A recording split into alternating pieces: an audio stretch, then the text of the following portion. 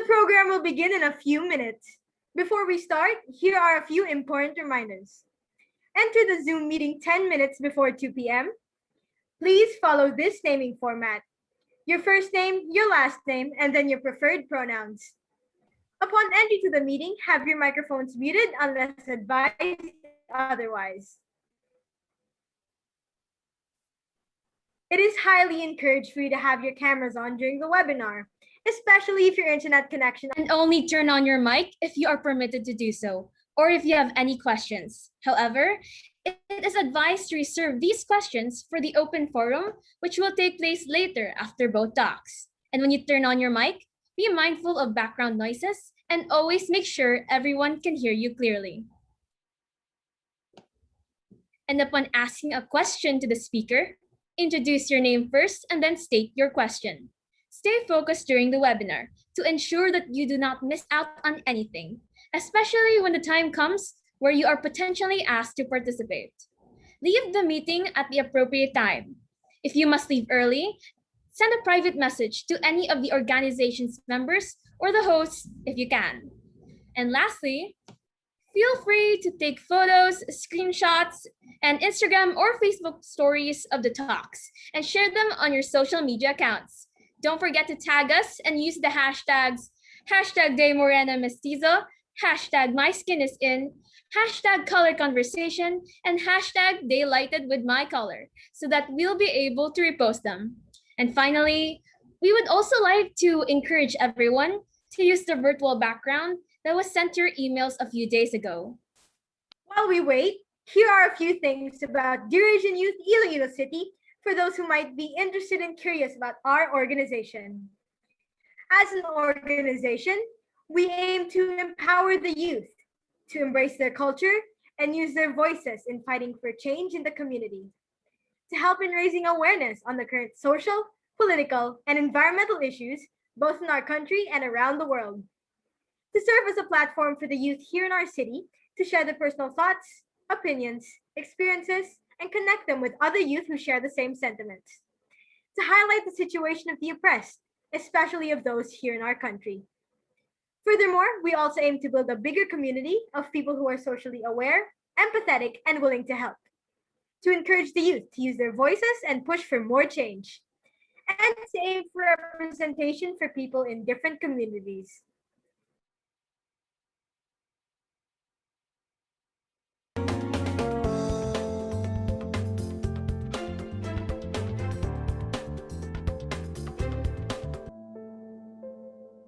Good day, everyone! Maayong adlaw sa tanan. Welcome to Morena, Mestizo, Colorism and the Filipino, a webinar on colorism, the beauty standards, and how these affect the Filipinos. To start, let us sing the Philippine national anthem, to be followed by a short prayer led by Camille Leysa. Please direct your attention to the presentation.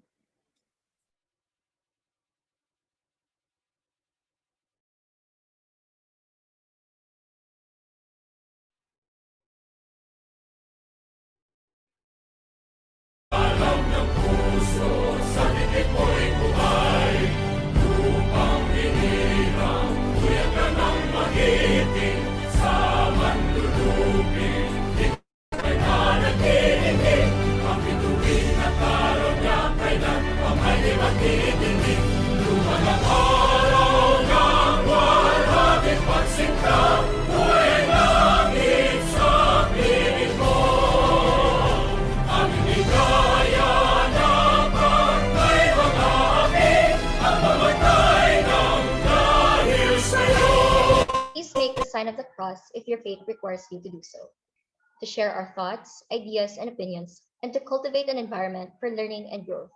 As we continue to engage in important conversations like these, we ask for your guidance so that we are able to listen to one another and also allow ourselves to be heard. We pray that our small efforts may help others in any way it can. This we ask in your name. Amen. At this time, we would like to invite one of our chapter leads, Lorraine Servano, to give her opening remarks. I am Morena, and I am beautiful. However, many of the people around me don't feel the same way. I remember being constantly told that I would have been prettier if my complexion was fairer, that I would have gone into television because I had the talent, but I didn't have the skin. Some of these statements even came from my very own relatives. My experience is something that is not new to many. I know people who were able to receive opportunities, who were unable to stand out from the crowd despite being smart and beautiful enough to do so, who would have been treated differently only if they were fair. We pass by highways, scroll through social media, and walk through hallways plastered with glutathione advertisements. From IV drips to creams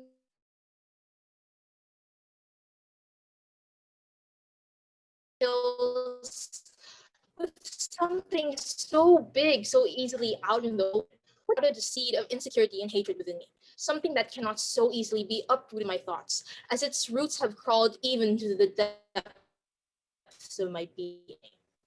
It has made many of us grow into people who live and breathe everything but self-satisfaction and acceptance. As we grow into thinking beings, we start to realize that the mistakes of the past should not be brought into the present. The cycle broken, one generation at a time, sparking conversations on something that seems so ingrained in the Filipino brain, in the Filipino culture, may not seem that big of a deal, but it is a step to a future more inclusive, a future more loving. As we go on with today's webinar, I hope that everyone, Morena, Moreno, Mestizo, or Mestiza, finds the truth in an ever clouded reality, that they are beautiful no matter what their skin is. Thank you. Thank you, Lorraine, for that wonderful message. Moving along, it is now my pleasure to introduce to you our first speaker, Dr. Ray Carlo, or more known as Sir Ampoy Gonzalez. Sir Ampoy Gonzalez is a faculty of history at the University of the Philippines, Visayas. He also currently serves as the Director of Alumni Relations at UPV and has volunteered as a reservist under the 502nd TAS. He finished his BA History at UPV, his MA History at UP Diliman, and his PhD History at the University of Manchester. His fields of specialization are World War II Panay, national identity, and nationalism. His fields of interest include world history, military history, ancient civilizations, and world religions. So let us now give the floor to Sir Ampoy as he talks about the sin of self-discrimination. Hello, good afternoon. Let me start by sharing my screen.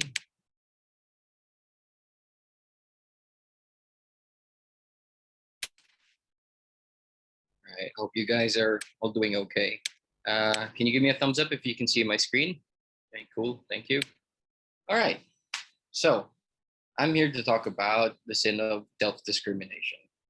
The outline I have is this. I'm gonna start by talking about why I think it's a sin. And then move on to a historical discussion.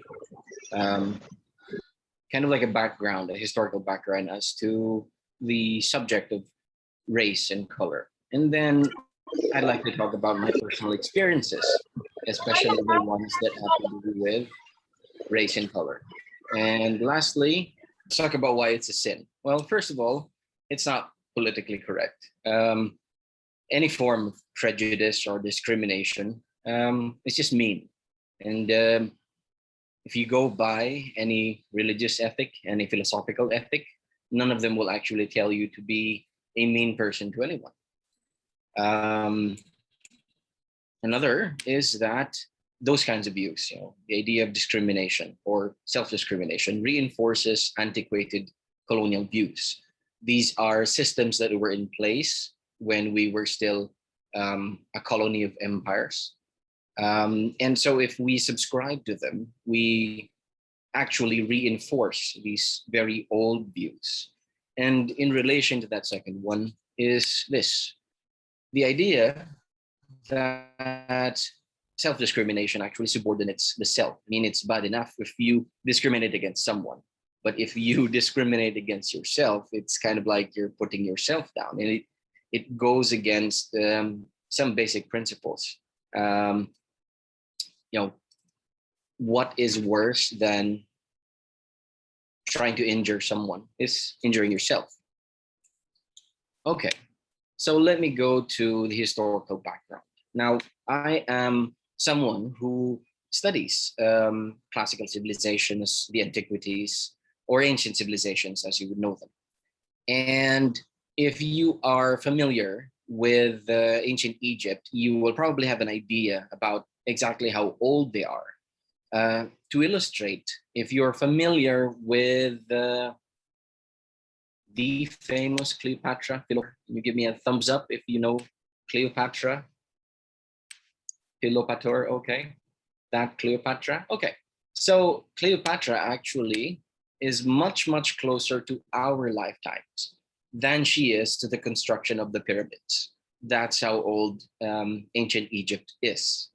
And if you take a look at the location of the Nile civilization, ancient Egypt, you will see that it's, it's at the Mediterranean. It is a melting pot for Africa, Asia, and Europe. It's one of the oldest civilizations. It's one of the first civilizations. And it's a melting pot for different groups of people who have come and gone for thousands of years. And all those different peoples, they look different from each other. But the beautiful thing about the ancient Egyptians is that they didn't see the differences in color. They didn't take a look at, all these foreigners who came over and say that they were of a different color. Their logic was that we all had the same color, but that color was more intense in other people's and less intense in other groups of peoples. So basically, it's the same color. It's just darker or more intense in people who look like these guys, and less intense in people who look like this guy. Right? But that idea, right? That long-standing idea, which has been there for thousands of years, was that we were the same color. We were all the same color. Now, if you fast forward towards the time of the classical ages, that's the Greco-Roman period, the Hellenic age. The Hellenic age is the age of the ancient Greeks. The Hellenistic age is what you call the civilization that comes after Alexander the Great crosses over to Asia and basically connects East and West. So you could say that ancient Greece was Hellenic and ancient Rome was Hellenistic. They did have some form of prejudice and biases, but what was interesting about them was that if you try to dig at the core of these prejudices and biases, they were not geared towards the color of someone's skin. Rather, they had biases towards culture. So they judged you not by the color of your skin, but by the kind of culture you had. The idea of the Greeks and Romans was that they were very self-centered, but they believed that they had the perfect culture. That they were the perfect civilization. I mean,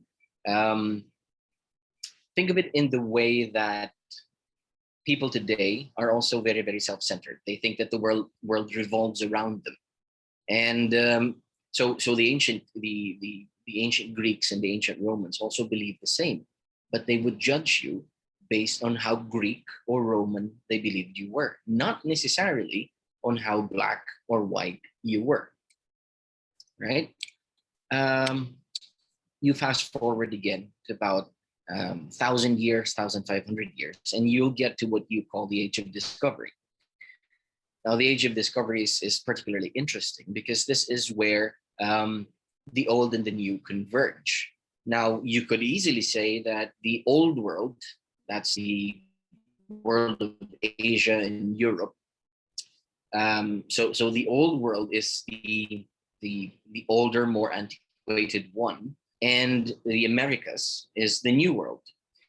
But as a matter of argument, you will realize that the real civilization that was much closer to its original roots would have been the Americas, the dispersion of culture. If you were able to read a book by Jared Diamond, for instance, Jared Diamond makes the argument that culture gets less dispersed in the Americas because simply because of geography, right? And it gets more dispersed in Asia and Europe and Africa because of geography as well. People could travel more in these places because the layout of the land was from east to west. The climate doesn't change as much as you cross over to another territory. And so, the old world, as we know it, gets developed more than the new world.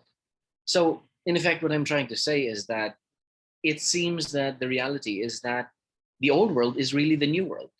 It is the one that is constantly changing, evolving. And the new world, or the Americas, is really the old world because they didn't change as much. And when they finally met them, you have this very, very big disparity. The Europeans, when they went to when they arrived in the New World, they brought with them guns, germs, and steel. And these things, they haven't really been accessible, particularly steel, for instance, guns, and then of course the germs, which killed off all the natives. So the natives weren't exposed to these changing technologies, these newer technologies from quote unquote the old world. And so you have this disparity. It's probably, you could probably understand it as a very advanced civilization meets up with a less advanced civilization. And so easily, if there was any encounter that happened between them, militarily, the Europeans could defeat the Native Americans. So much so that someone like Hernan Cortes with only 300 men could kill off an entire city. But the point as to why I'm raising that is because this is actually the first time that you have Europeans becoming more assertive of their whiteness. The Native Americans, if you look at this particular painting, for instance, the Native Americans are portrayed in a certain manner, which is very, very different from the way that the Europeans are portrayed. So the Europeans are usually located in the center of paintings like this. And then they would be well clothed. They would have, their armor on. They would resemble what the Europeans would probably define as what constitutes civilization. In contrast, you have Native Americans who are in their nudity, right? In their naked glory and their curiosity, their inquisitiveness rather. So they're not just naked and dark and dumb. They're also behind, right? Or they're also at the margins of Europeans. And so that's how the Europeans perceived everyone who was, well, not necessarily European, especially these new peoples they came into contact with during the age of discovery. That point, the age of discovery, when you get, several years after the voyage of Columbus, you get the voyage of introduced into European history after that. But one thing maybe, or the usage of terms like the old world and the new world, is that it's very Eurocentric, right? So it is the way, like this painting, it's the Europeans' way of understanding the rest of the world. And in that way, in their understanding of the way of the world, they put themselves above everyone else. And of course, if you fast forward about the next 200 years, you have institutionalized forms of slavery. Particularly in Europe, they called it the Black Atlantic. That's taking slaves from Africa, selling them in the Americas, like in the West Indies, for instance, and then taking the sugar from the West Indies and bringing it back to Europe. So it's a triangle. They called that route the Black Atlantic. And what you have here is that millions and millions of Africans were transplanted from Africa. They were transplanted. It was like a forced migration to other parts of the world, particularly in the Americas, where they would be treated as slaves. And so it was an institutionalized way of, subjugating people. And simply because they looked different, that simple fact that they were Black and that they were being treated as slaves, then you had these notions about color and power going on during the 1500s onwards. Let me illustrate something to you. Do you recognize? I don't know if anyone recognizes. Say, what country do you think this is? You can type it in the chat box, or maybe speak into the microphone. What country is this? Okay, we've got an answer here. All right, it's the US. Okay, so we live in an age in what you call Pax Americana, right? This is the age of dominance of the United States. And one of the things that they would like to celebrate or glorify is, the Declaration of Independence, the idea of emancipation. But if you take a look at the people here who first declared that, all men were created equal, everyone should be free.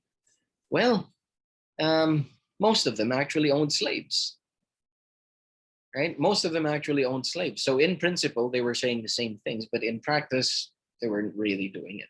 It takes about 100 years for the issue of slavery to go surface, right? To surface and become a political question, right? Something that would actually affect the way industry operates. So much so that they went to war over it. So among many things, right, probably what you would regard as the greatest reason why the Civil War happened was the issue of slavery.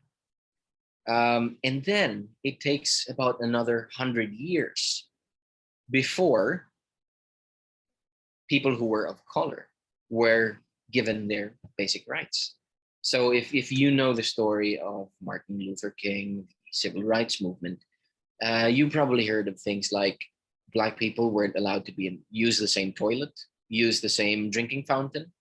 They were forced to sit behind at the back of the bus. So this is already much closer to our lifetimes, actually. This is like your parents would have been born somewhere around this period, right? So I guess what I'm trying to say is that the issue of race hasn't been completely resolved, and it hasn't been completely resolved in such a way that it has brought it to, hang on, it has brought it to, it's not cooperating, right? Something which came from the age of discovery is now much closer to our lifetime, okay? I guess you all recognize who this guy is. If you know who this guy is, you can type your answer in the chat box. Anyone?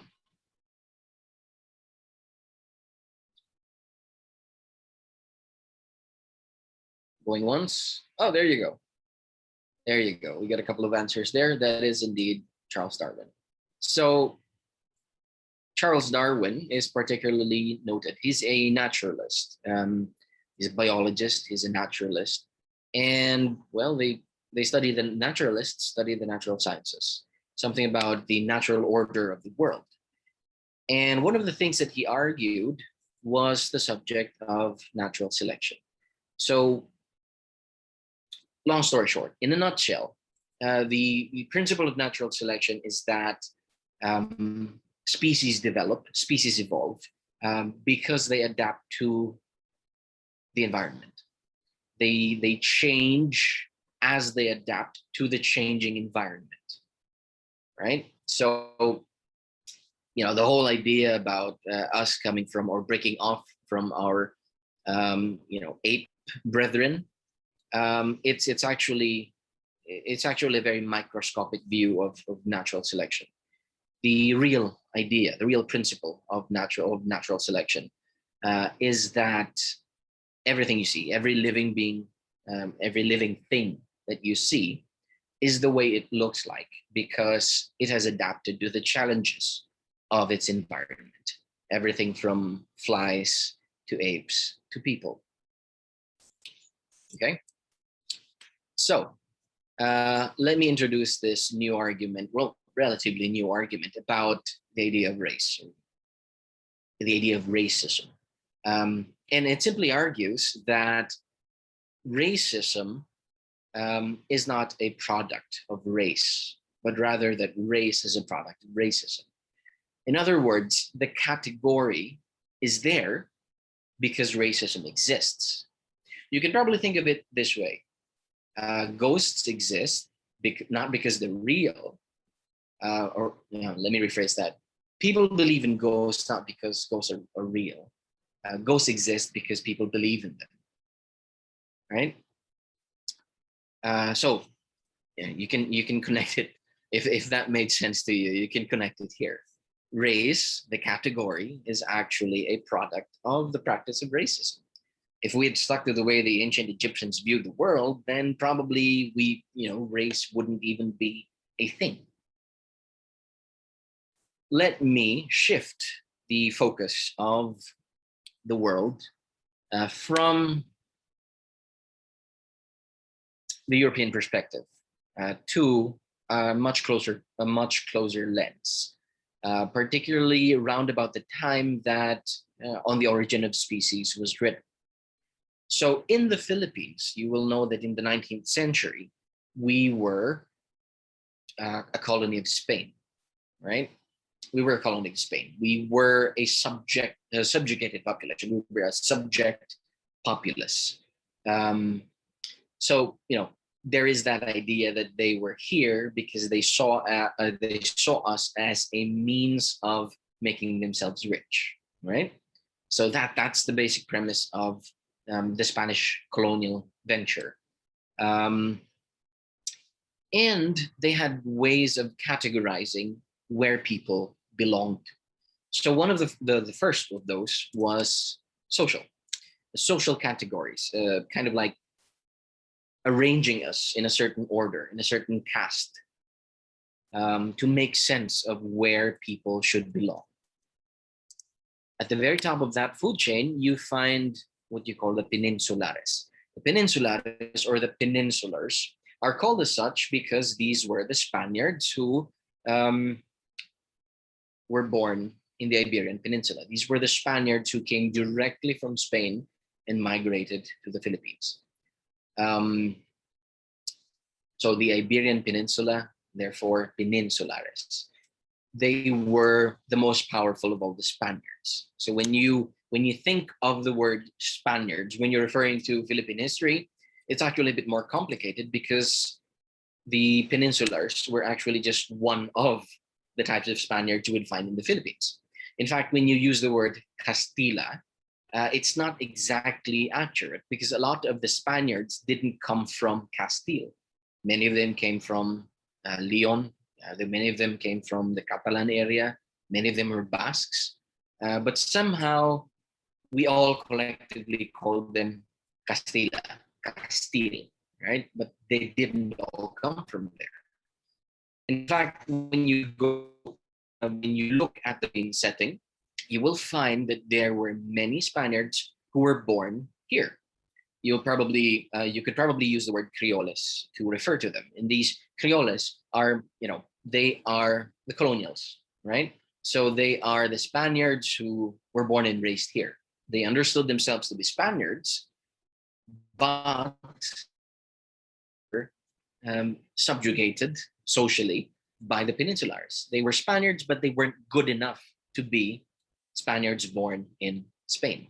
Okay, so insulares, insular islands. There you go. Peninsulares, peninsula. Okay. The next category is the mestizo, right? And so it initially started to mean as the offspring of a Spaniard, whether they were born in the Philippines or whether they were born in the Iberian Peninsula, and a native, whether the native was Chinese or Indio. But you will find that because of that foreign blood, the mestizo would be higher in social standing than the native parent. For instance, Indio, to mean indigenous, that's the average native. You can't yet use the word Filipino to refer to people during those times because there was no Philippines yet. Right? Let me make that very clear to you. There was no Philippines yet during that time. The Philippines actually gets born much later in the 1890s, and it gets articulated several times. People are still arguing what constitutes the Philippines, what constitutes being Filipino, right down to the end of the Second World War, right down to our time. We're still arguing what it means to be Filipino. So, you can't really use the term Filipino to refer to the natives, but pretty much, these were the people who looked like most of us, okay? And then at the very, very bottom of the social ladder were the Chinese. They were called the Sanglias, and that's where you get the word Sangli Point from, because Sangli Point was where the Chinese would dock their ships and make their trades. So one of the things I usually tell my students is that it is very intriguing that in the 19th century, the Chinese, right, were at the bottom of the social ladder. And that somehow, by sheer determination, you have families, that a lot of people, businessmen that came from these families, now own a lot of the enterprises, a lot of the they run the corporations today. But there you go. That's a lesson for you. In the 19th century, they were at the bottom of the social ladder. They were the lowliest of lows, right? And then there's also, so collectively, these are the social categories, but there's also the economic categories. That is the idea of looking at people based on how much money they make or how much property they own. At the very top, they were the rich families. Most of your politicians, like say the highest political office you could get during that time would be Gobernadorcillo, for instance. So everyone from the barangay captain to the mayor, the Gobernadorcillo is the little governor. So it's probably much closer to how you understand the mayor to be today. So they were the ones who kind of like they were at the top of the food chain economically. And then between them, especially when you get to the 19th century, when the Industrial Revolution kind of like takes over in the Philippines, a lot more people had more access to money. The whole idea of, say, the families of Rizal, right? The families of Lopez Haina, the families of Marcelo de Pilar. They could now afford to send their kids to Europe because of certain developments, both technological, both economic, and even infrastructurally, right? So these were the people who, by virtue of, say, the opening of the Philippines to world trade, could now make a little bit more money. You could probably think of them as the petit bourgeoisie, like the little rich. They would never be enough as the Principalia. And so they were not poor, but they also weren't exactly very rich. They were caught somewhere in the middle. And then at the very bottom, you have the pobres y ignorantes. And this categorization is actually very, very demeaning, because you're not just saying that people were poor, they were also ignorant, they were also dumb. But that was an actual category. So I can go on to talk about how, for instance, the middle class wanted to kind of like elevate themselves up here, but the Principalia were being mean girls, and so the clase media actually found more in common with the pobres ignorantes, and from there you get the birth of nationalism. You get the birth of the Philippine nation, but that would probably take an entirely different class. But let me just say that these social categories were the status quo. Show is that people's place in society, in the world, were viewed from particular lenses. One from the kind of money they made, or the amount of money they made, and the other one based on blood and race. And so when you say Filipino and colorism, it actually has a lot of relevance during this period, because when you used to mean Filipino, right, the original usage of the word Filipino referred to the insulares. So they were the original Filipinos. And of course, you had to have been a Spaniard born in the Philippines. That's why race and blood was a thing. Let me attention to these guys. If you were able to discuss this maybe in your Philippine history, these are collectively what you call the Ilustrados, Los Ilustrados, the enlightened ones. This is already after the Age of Reason and the Age of Enlightenment. And I don't know if you recognize this guy here, but he is the one you have in your 1 peso coin, right? And you can also see how much close he is to the center of the picture. And as we know it, like in JS proms or birthday parties or maybe night outs, the most important person usually shoves himself or herself in the middle of the photo. So Rizal actually is from the middle of the photo. He was someone in among the Ilustrados. He was someone who was very, very well respected. Now, Rizal is probably what you would call the father of the Filipino nation, right? We celebrate Rizal Day with a lot of pomp and ceremony, because it is what many of us regard as the birth of the nation. Bonifacio looked up to him. He wrote the Noli in the Fili, which spurred everyone into consciousness, into having some form of national consciousness. But at the time that this photograph was taken, the idea of, Filipino was still being constructed, right? It was still being argued and articulated. And actually, Rizal was not in the term Filipino to mean everyone else who was not peninsular. So if you actually go back to here, right, it is only the peninsulares who had the most privileges. Everyone else here at the bottom could relate to each other because they could never be as good as the peninsulares. So around about the time of Jose Rizal, this is when people started becoming conscious about their similarities with each other and their differences from other groups, particularly the Spaniards born in the Iberian Peninsula. I mean, these guys, right? They were very smart. They had money.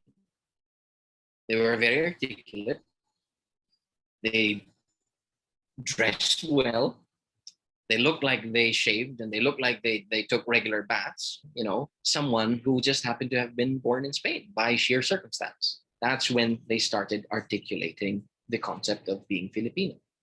But the real first person to actually use the term Filipino to mean everyone else who was not a peninsular was this guy. And I don't know if you recognize who this is, but I'll give you the opportunity to guess.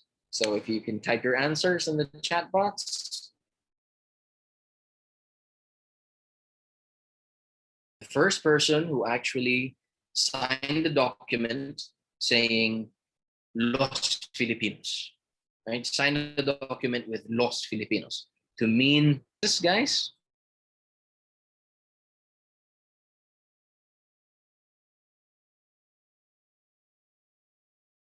You want to narrow it down? Probably the most important of the three of them.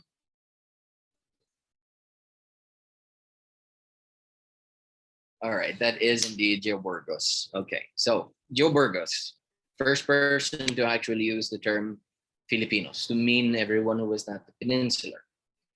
And then you have people like Rizal, Marcelo H. del Pilar, again, people who gave birth to the idea of what a Filipino is at the time when it didn't even exist yet. What did they have in common? Well, they were mixed ancestry. Father Burgos, for instance, I think he was just 1/4 Indio. So there was more in him that was not native. There was more in his blood that was not native. And if you take a look at the likes of Rizal, Graciano Lopez Haina, Marcelo del Pilar, even Antonio Luna, well, there was a lot of Chinese there as well. What I'm trying to say is that when the concept of the Filipino was born, it went through a stage where it was being argued in terms of race, right? It was being argued in terms of race. But by the time you get to much closer, especially to the Philippine Revolution, the word Filipino now becomes a civic entity. It doesn't have as much to do with race. It has more to do with where your civic loyalties lie. All right. So if you ever imagine for our founding fathers, where natives who actually, fought for that bloodline, you'd be in for a rude awakening, because there was a lot of foreign blood in many of these peoples who actually led the Philippines one way or another. Whether you're talking about Aguinaldo, whether you're talking about Rizal, whether you're talking about Father Burgos. Okay. All right. I'd like to draw now from my personal experiences, and I hope I don't bore you to death with this. But let me start. Well, the reason why I'd like to draw from my personal experiences is because I hope that by sharing them, you would be able to relate the issues that we discussed here to something a bit more contemporary and much closer to your own lifetimes. Let me start by talking about the time that I went to England. So in 2010, I received a scholarship from the Philippine government paid money to send me to England to study there, so long as I come back here and return service. So when I did the calculation back in 2015, I realized that I owed 1 centavo to every Filipino, 87 apparently, of which I have already paid in this conference. Oh, 86, not counting myself. There you go. So at least I paid 86 centavos already.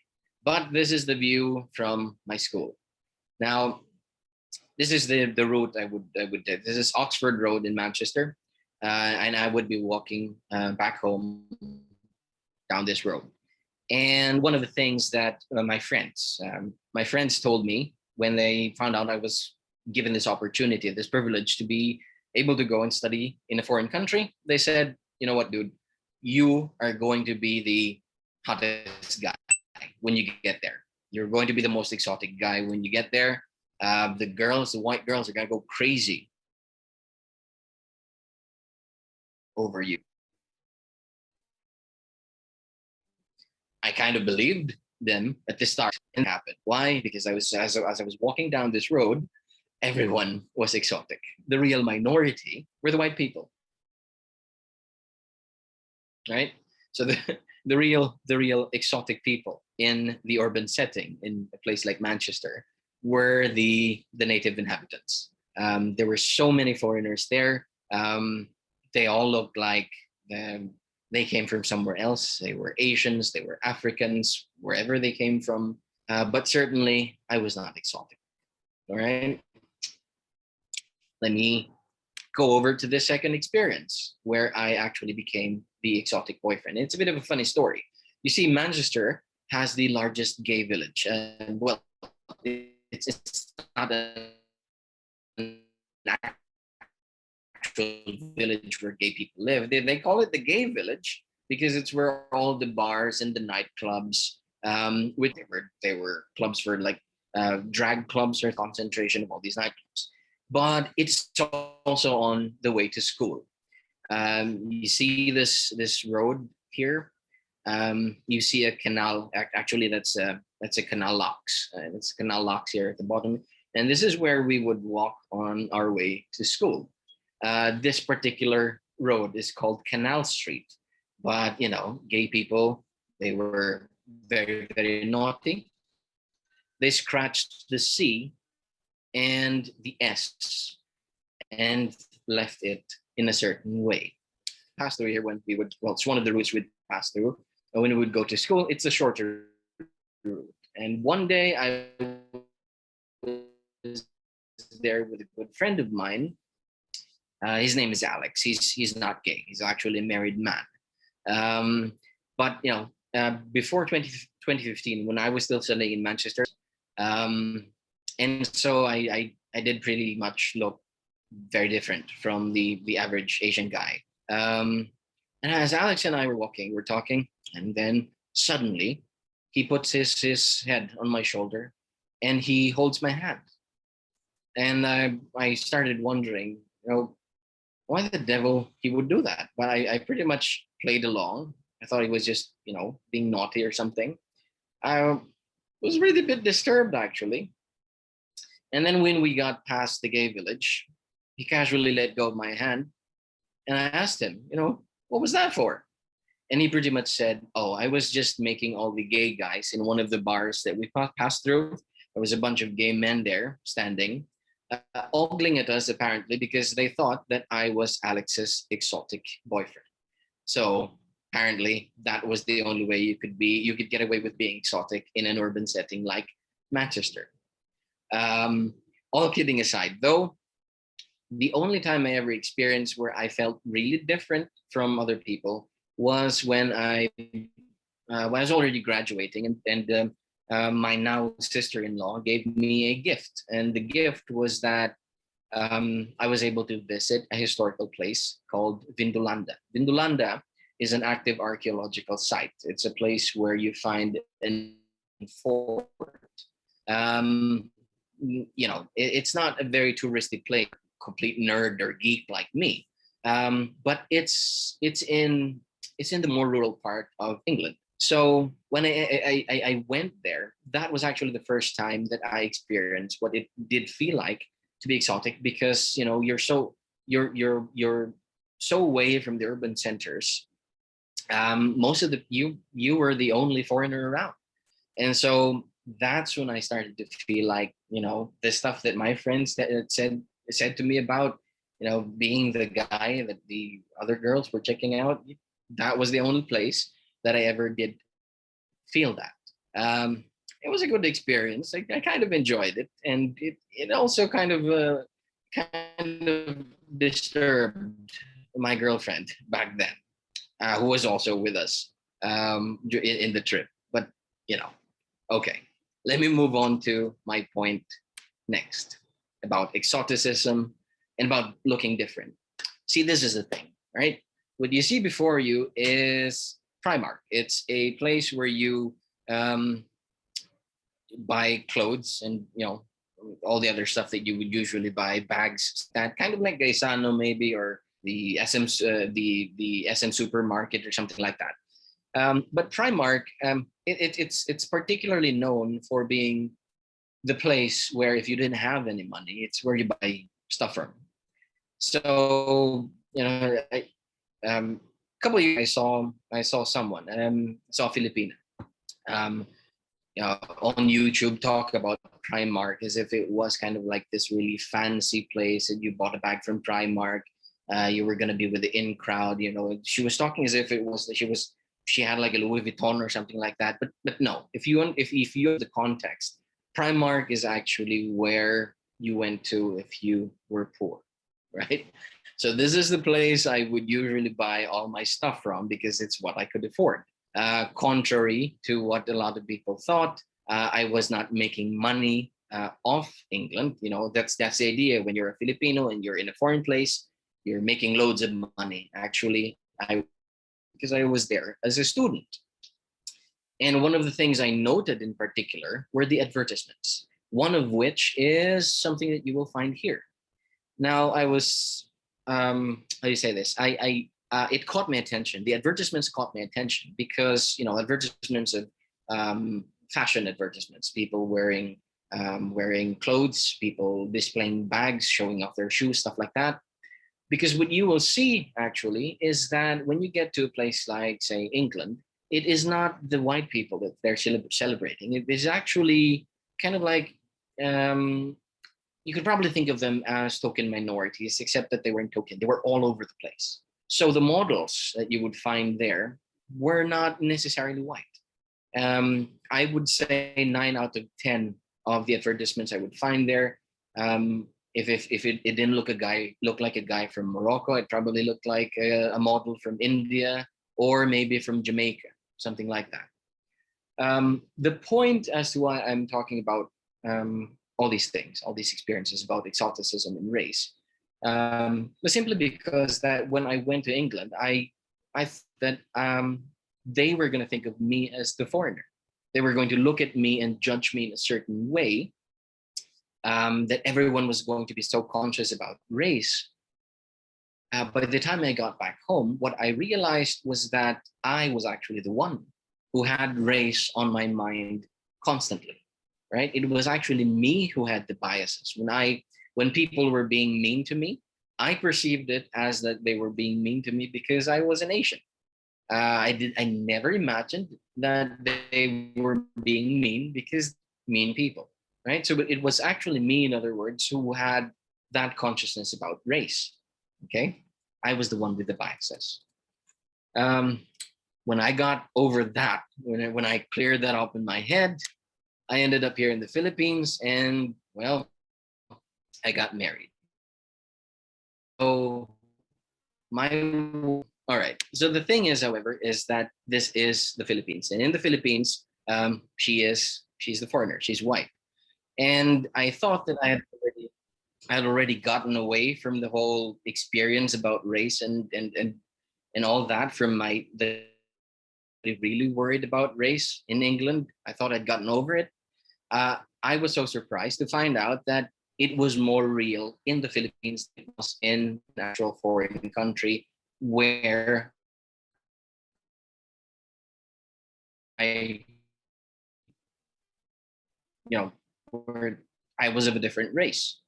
For instance, when we were about to get married, we went to visit her relatives, and I nonchalantly, and one of her relatives actually said the words which you see there on the screen. I wasn't white enough. So somehow, just the general idea of people was that, they couldn't imagine that someone who looked like me, I guess, with the color of my skin, ended up with someone like her. But again, just to reiterate the point, she's the one who ran after me. And she's chuckling now. The whole idea is that, think of it this way now. When you see people are more ready, accept it when they see a white guy and a Filipina woman. Somehow they don't ask as many questions. But when it's the other way around, when it's the guy who is the native and the woman who is the white person, right? They start wondering what I fed her.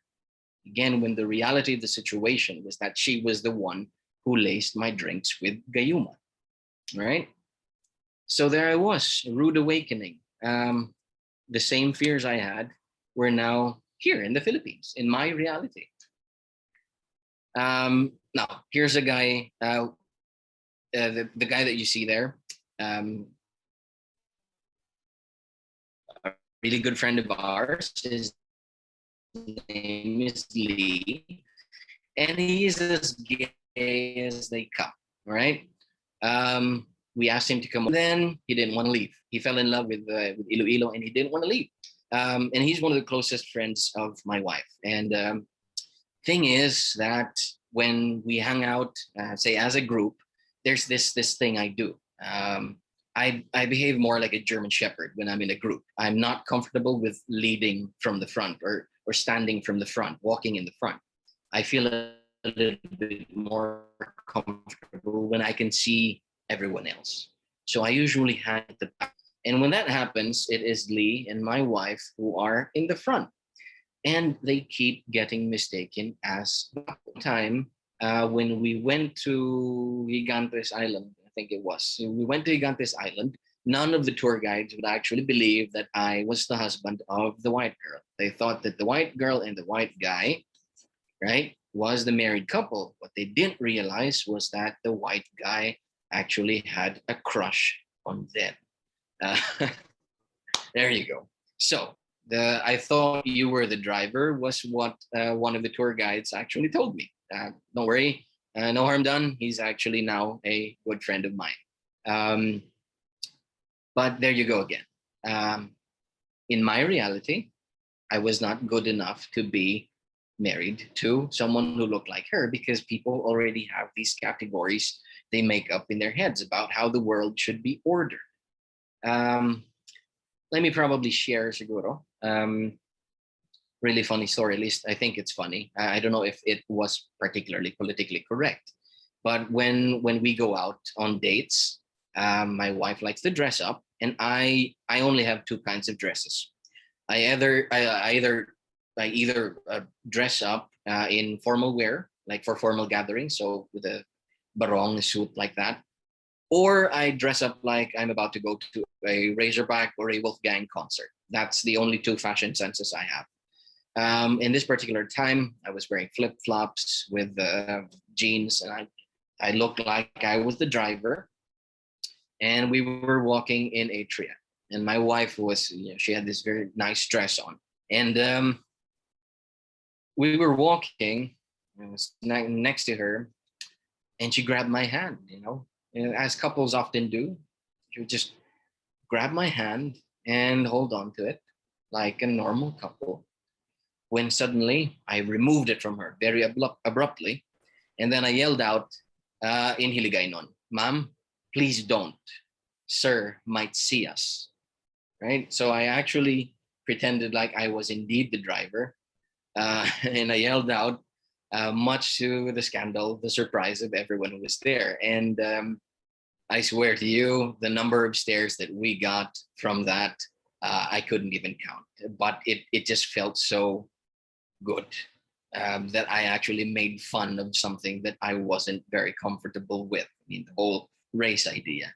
And then it just started to become a thing. So whenever it would make me uncomfortable, I just turned it into a joke. Like when I told you, for instance, that it was my wife who ran after me.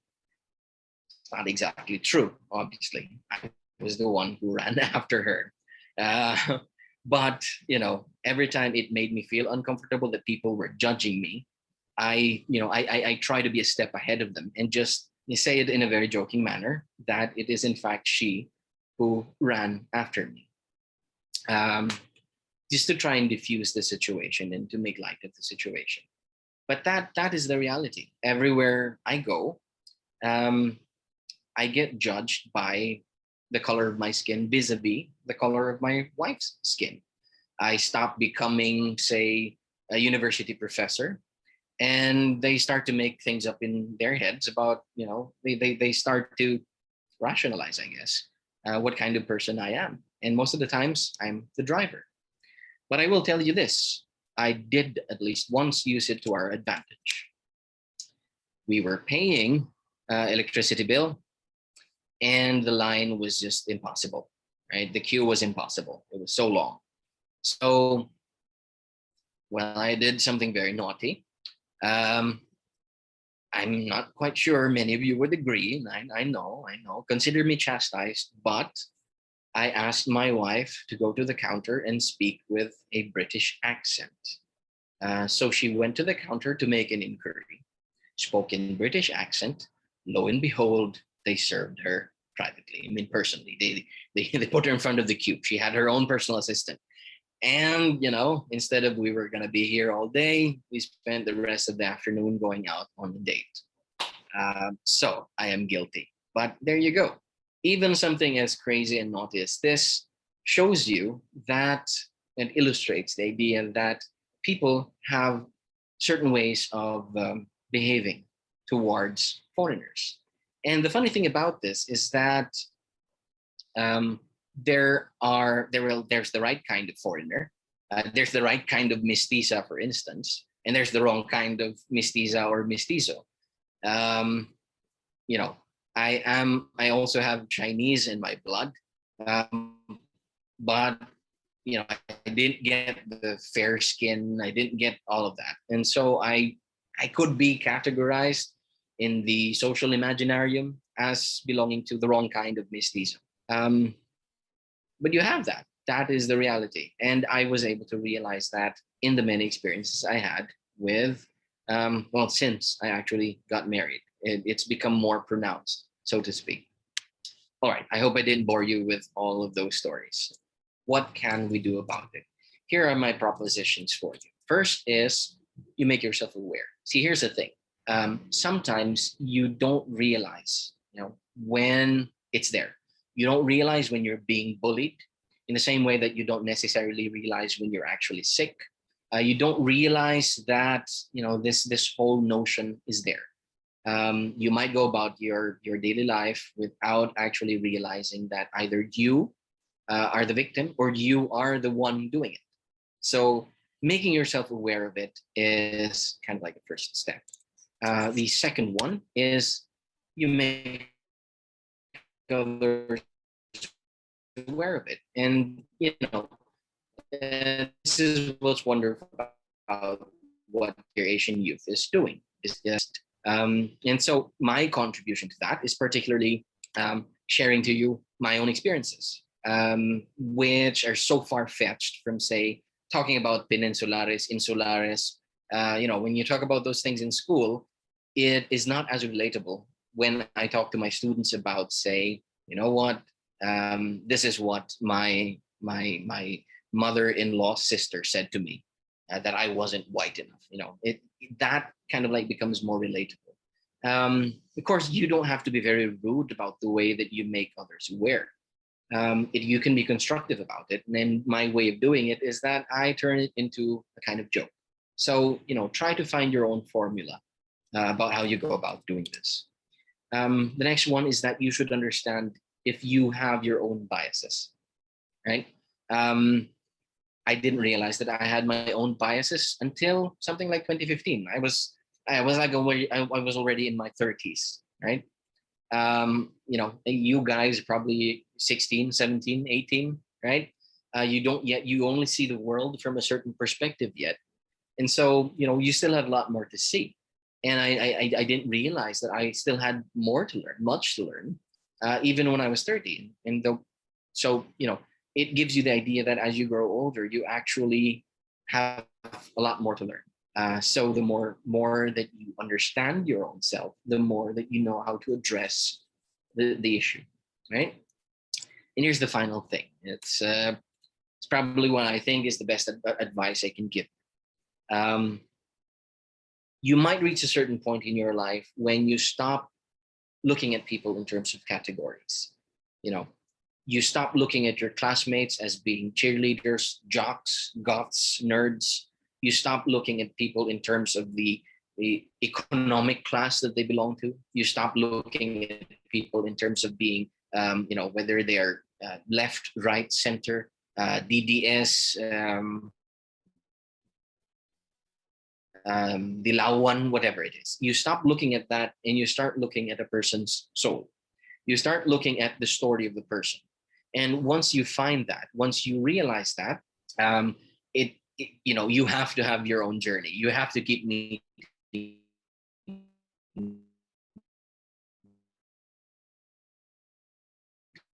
people, and you have to find the world. But that lens shouldn't have limitations around the categories. And you will find that there's actually no ugly people, right? Physically ugly people. Everyone starts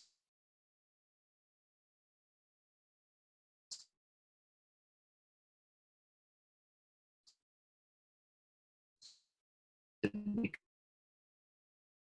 become beautiful.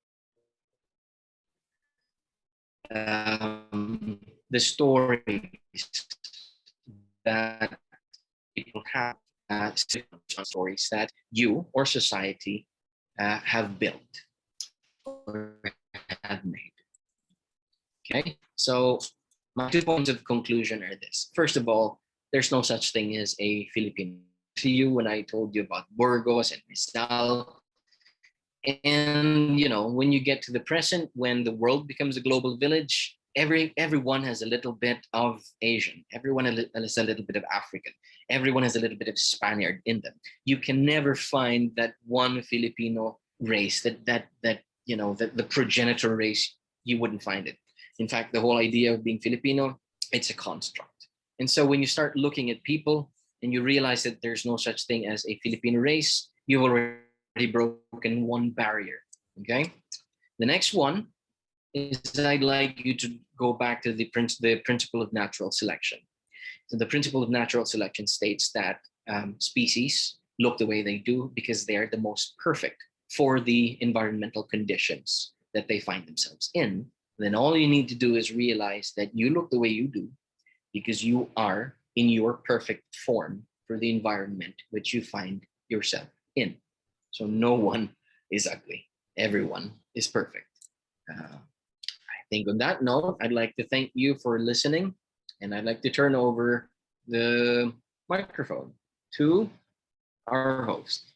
Thank you very much. Okay.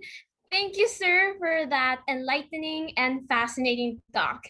Your insights and personal experiences and statements about race, colorism, and the notion of being different have truly brought new and essential knowledge to our audience.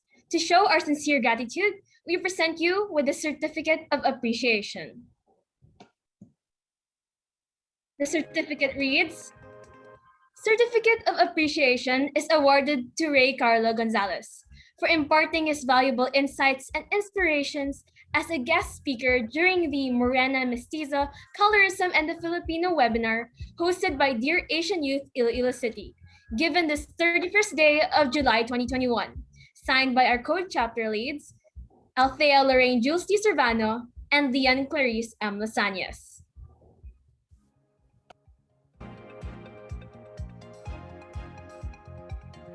With that being said, we would like to remind everyone to keep your microphones muted unless advised otherwise, to avoid any distractions. Before we move on to the next half of this webinar, let's have a short break to clear our minds. And if need be, you're free to use the restroom at this time.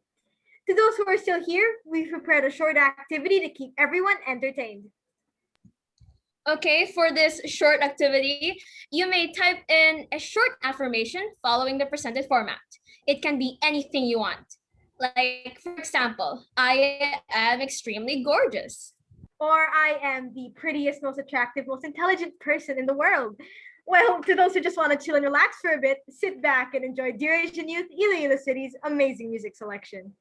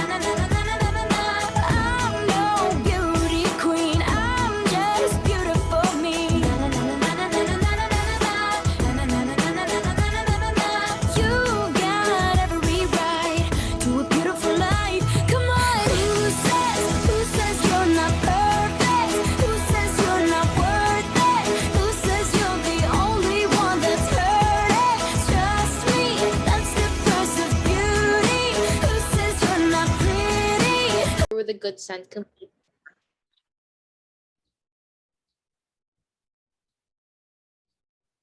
Okay. And the third one, here, the last one. Yes, someone is raising. Fiona, can you help me? I think someone is beautiful or handsome when he or she is fit and healthy. I don't base it with their skin color. Okay, that's it. So when we talk about beauty standards, it doesn't only cover skin color.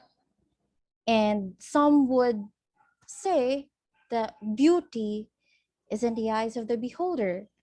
So there are different perspectives and there are different standards that we usually adapt to, or how we try to imagine things on our own.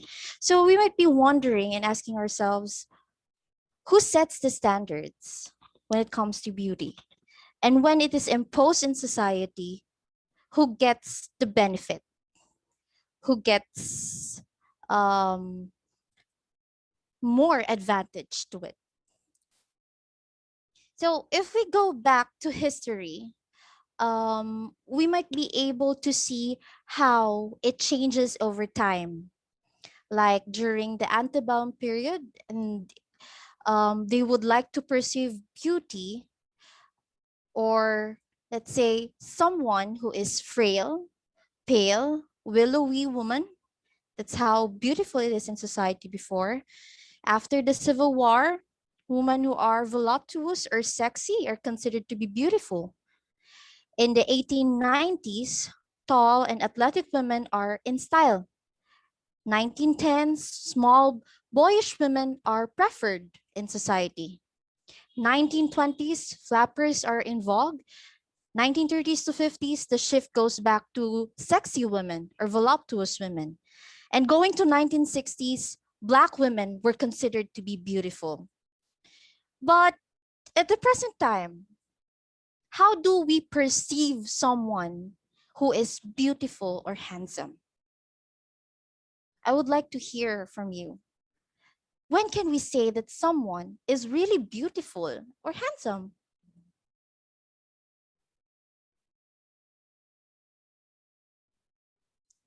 Can you turn on your mic and share your thoughts?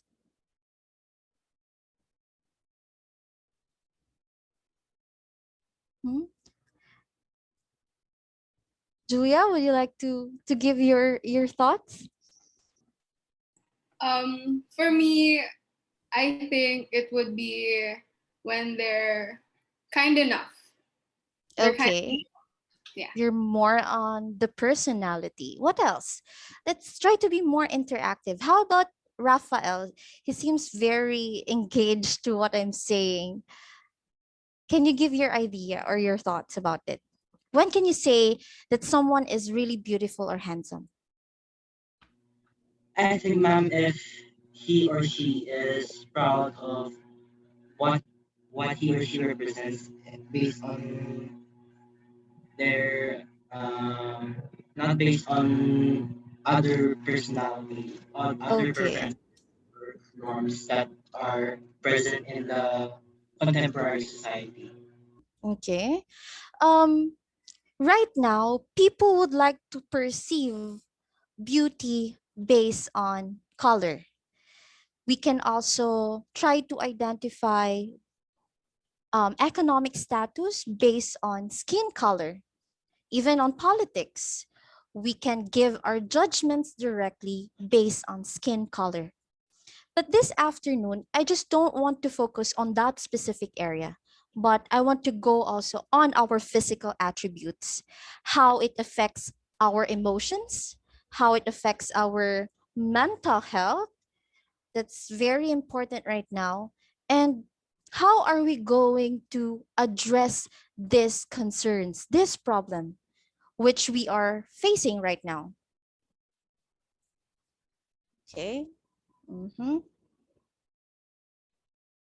Wait, I think I'm having difficulties with my slide. Okay, here you go. Are we familiar with Santa Cruzan? Were you able to attend? Or were you able to experience this pageant, a religious pageant wherein there is a Reina Elena, correct? Okay, so last 2012, Rondilia Joan was able to publish a paper, and she wanted to focus on beauty and skin color hierarchy in the Philippines and in the US. In her paper, she was able to share a story about a family, and she was referring to her mother's family. Back in around 1960s, the name of her mom was Sophia. Okay? And Sophia was chosen to be the Reina Elena. Can you give me qualities, like characteristics that people wanted to see when you are being placed as the Reina Elena? Do you think they have standards and basis back then? I just want to ask questions so that we can be more interactive. Do you think there are standards? Hmm?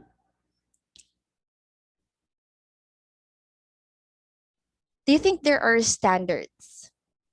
If yes, what do you think are the qualities of a woman so that she will be chosen to be a Reina Elena? You can type on the chat box. Yes? Who's speaking, Height. please? Lorraine. Okay, Lorraine. One is height. Okay. What else? Your personality. Should that be should we consider someone who's very religious? Faith-based actions. She must stand out from the crowd. She's very attractive, graceful, and the list goes on. But I remembered how Joanne explained in her paper why her mom was chosen to be the Reina Elena. First is her mom was pale. Okay. Her mom was beautiful, of course, because she was white. And then the fact that her mom came from a family was considered to be economically stable in society. Okay. And then years after years, the sister of her mom was chosen again to represent their city or their barangay, chosen to be the Reina Elena again. And it's because of her skin color. Dahil maputi, because she was white. And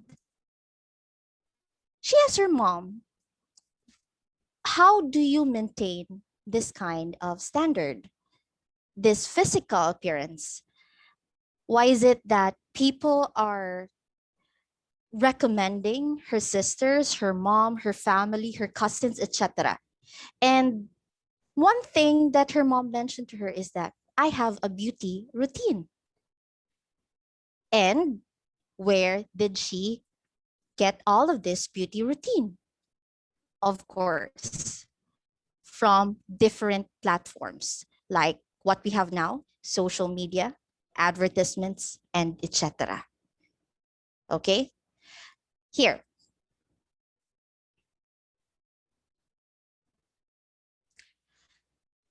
Talking about globalization, the effects of globalization are visible in terms of politics, economy, and even our social and cultural norms. But we failed to discuss the effects of globalization on one specific strand or area, and that is beauty standards. How does globalization affect beauty standards? Of course, because of globalization, we get to socialize. How do we socialize? There are different social media platforms that we are using right now: YouTube, Twitter, Instagram, Facebook, etc. And even different advertisements that we can see on television. That's how we try to socialize. But how is socialization affect our perspective towards our physical image and how we perceive others, and most especially how we perceive beauty. Okay. I would like to share you this. Okay. Going back to the story of Sophia, her daughter asked her, "What are you using?" Are we familiar with Eskinol? Right? Maxi Peel, we have Ponds, and there are a lot more. Those are the common beauty essentials that women are using before. And Sophia uses Eskinol. Okay?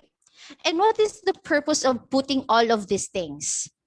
What is the common result if you're going to use Eskinol and Maxipil? I would like to see your answers from the chat box. Okay. The main reason why we use these items is because we wanted to be more maputi, to have fairer skin. We wanted to see the same reflection that we see on TV, on social media, and etc. And because of globalization, we are exposed to different advertisements that will teach us how to achieve this kind of image, right? For example, here are the steps. Okay, your skincare routine every night. You should do this one because we have seen this on Google, on Instagram, Pinterest, and the immediate reaction of customers or consumers, "Oh my God, I wanted to use that same products because I have seen this one on an advertisement and the effect was really amazing." Pumuti. She was a little bit whiter because of these items. And all of this are the effects of globalization. We are exposed to different products that can make us beautiful because of the image that we can see on these platforms. Okay. Okay. There you go. So, the Confucius Institute in US gathered last September 18 or September 12, 2018. They conducted a very short discussion about beauty standards, how women are suffering right now. And they were able to debate on some ideas how globalization took the mainstream in terms of implementing beauty standards on women and even with men. And so they invited Dr. Veronica Franklin, who is a clinical director in the Body Therapy Center in Washington, D.C. Together with her was Dr. June, and she was an expert in the field of psychology of clothing and human behavior. They talked about how Asian women particularly experiences body dissatisfaction and even experiences eating disorder because of what the Western culture was able to portray or was able to share on these platforms in terms of using these advertisements in establishing beauty standards.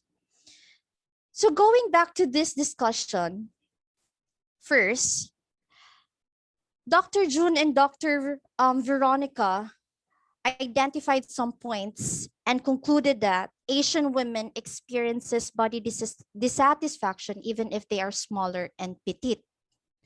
Okay.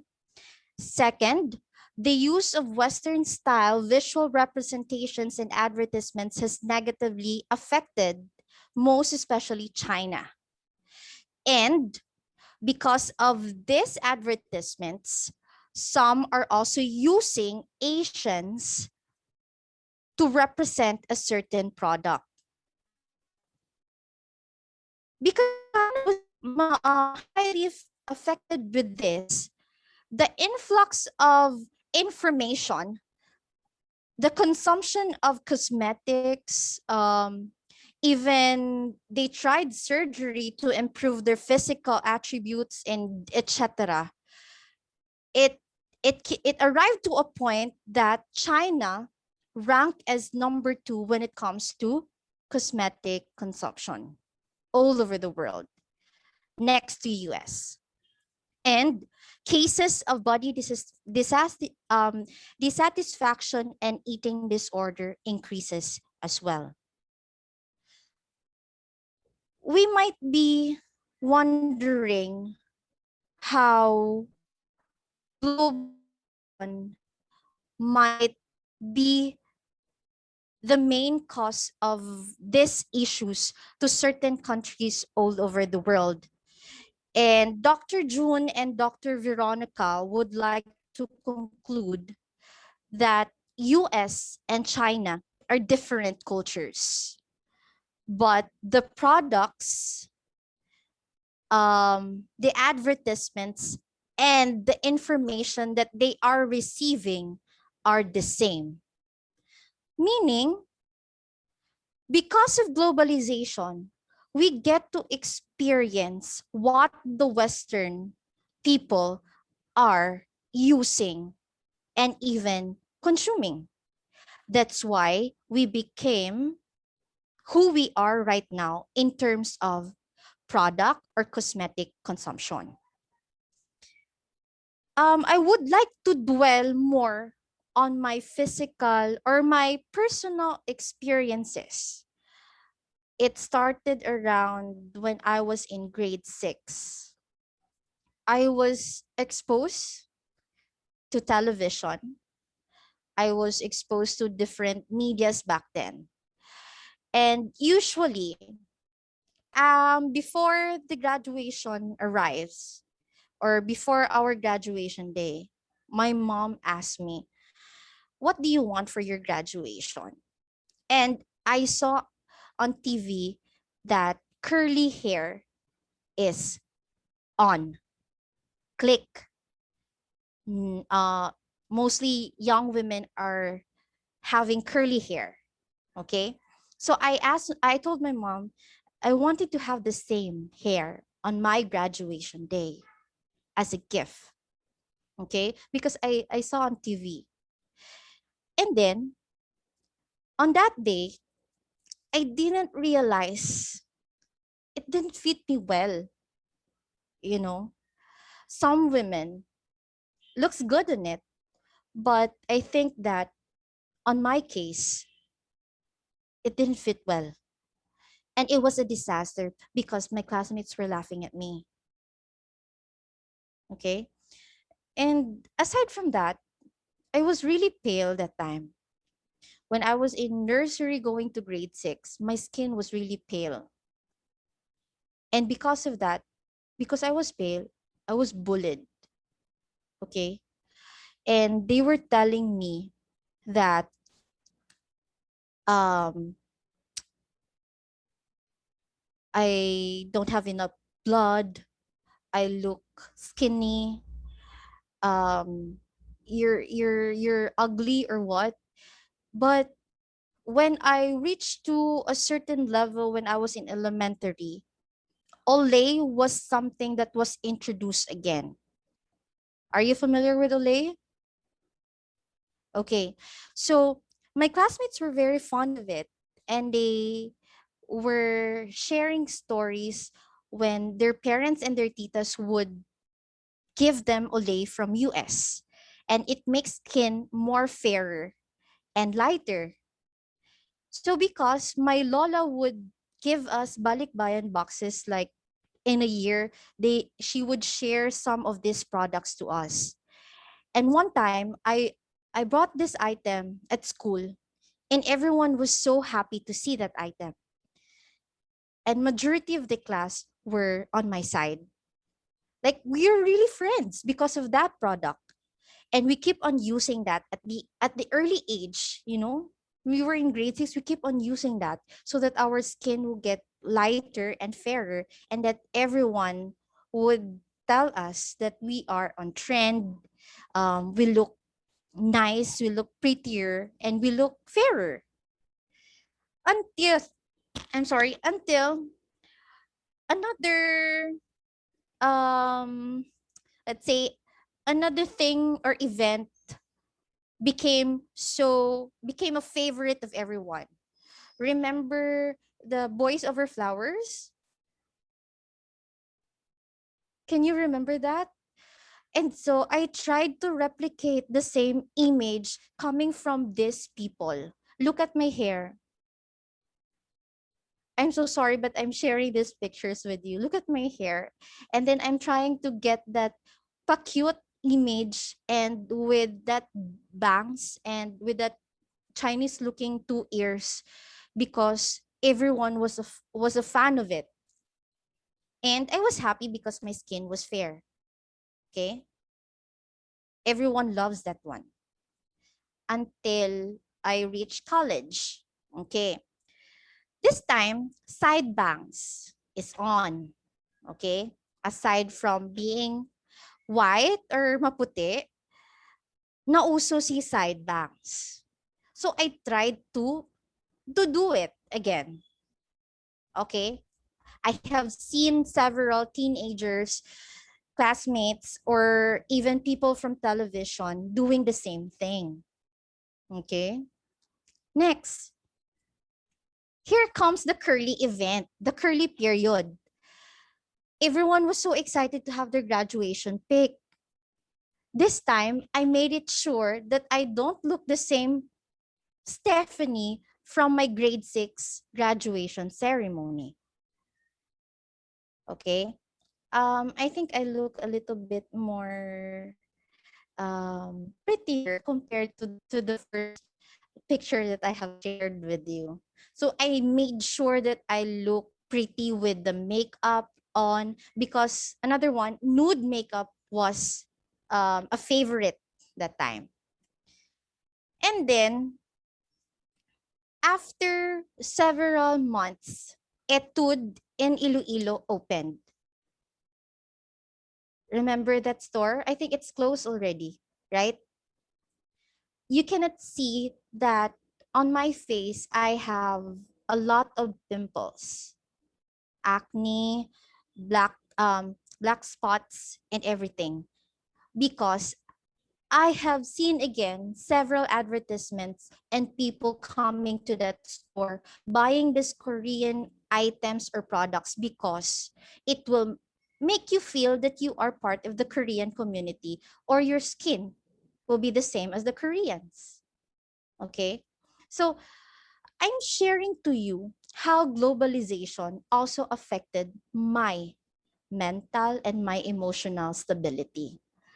With all of these stories, I came to a point in my life, looking at all of these pictures, I told myself it was a different, and there were several photos of me showing a different Stephanie. From the curly one, making sure that I get the fair skin, maintain the fair skin, making my hair curly, using Korean products, even it doesn't fit me well. All of this are because of globalization, because of what I see on TV, witness on different social media platforms, and etc. You might be asking, how did it affected me all throughout the years? Okay, so going back to this picture.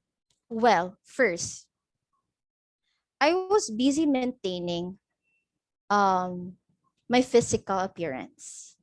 Okay, I was trying to please everyone and to get other people's attention because of what they perceive to be beautiful based on these platforms, these traditional platforms. Second, I was disturbed because people who are very close to me are telling me, you're different. It seems like you're portraying another person because of what people are trying to construct, what are people trying to perceive as beautiful as it should be in society. Because I was pressured, you know. There was a moment in my life that I was really pressured. I wanted to have a boyfriend when I was in college, so I have to maintain this standard. I wanted to be um I want to be I wanted to be recognized always. That's why I keep on doing this to maintain a certain standard, which is not even helpful. I think this kind of problem is occurring in society today. We get to see a lot of things on these traditional platforms, and we are forgetting the authenticity, being natural, and being simpler. No? I know that my presentation seems to be more personal, but I wanted you guys to realize what it means to be natural and simpler. No? Because when we are natural and when we are simple, we avoid to pressure our family, our friends, and most especially ourselves.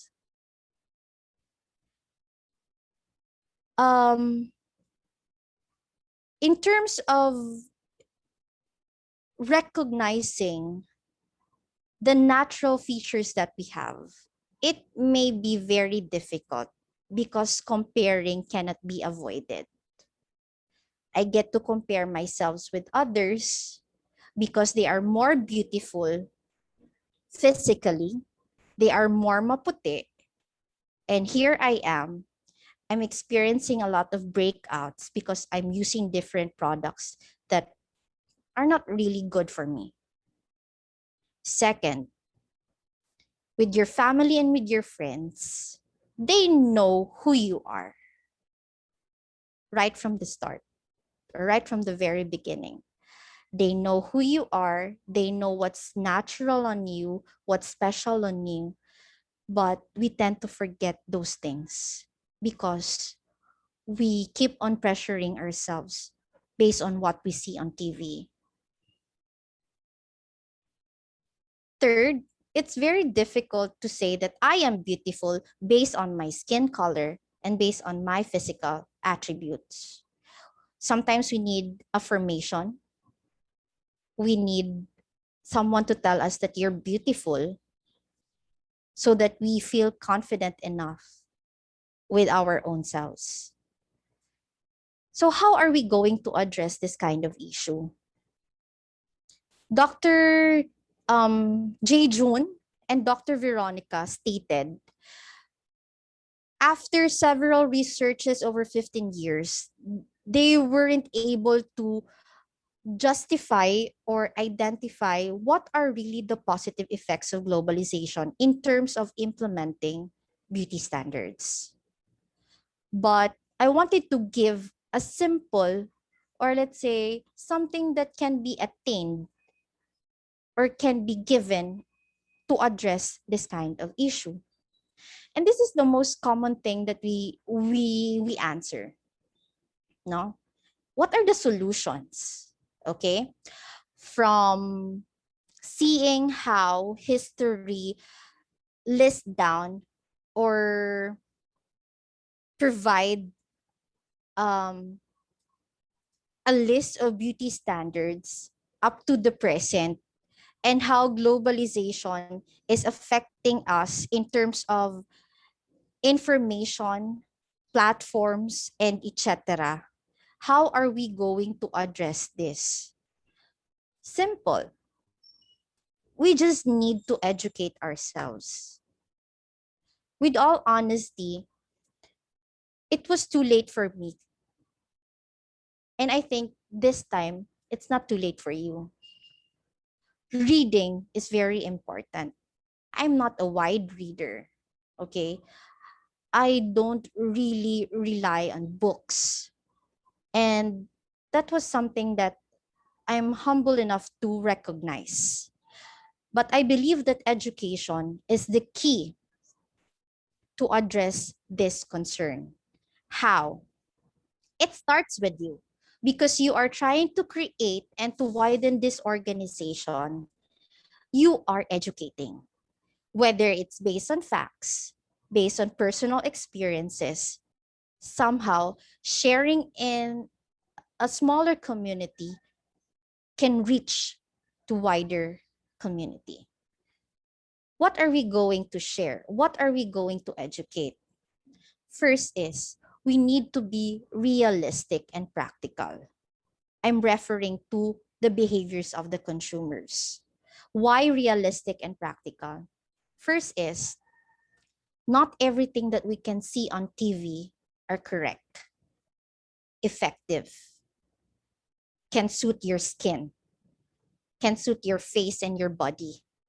Some are edited, some are enhanced, some are exaggerated to convince people that they need to buy a certain product to make us more beautiful, right?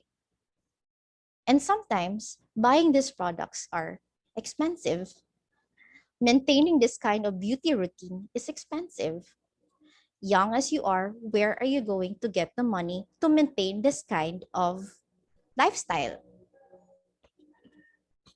Right? Next, we have to stop the social stigmas. I know, going back to what I have said earlier, comparison cannot be avoided. But trying to build a community wherein we affirm each other, we recognize the beauty and the uniqueness of each other, it will radiate. No, what I mean? It will radiate physically. When you start recognizing someone who thought that he or she is not beautiful because of his or her skin color, that's a simple thing that you are doing for her that will keep her going. Okay. Now, if we try to continue this kind of platform, well, this cannot be stopped immediately, right?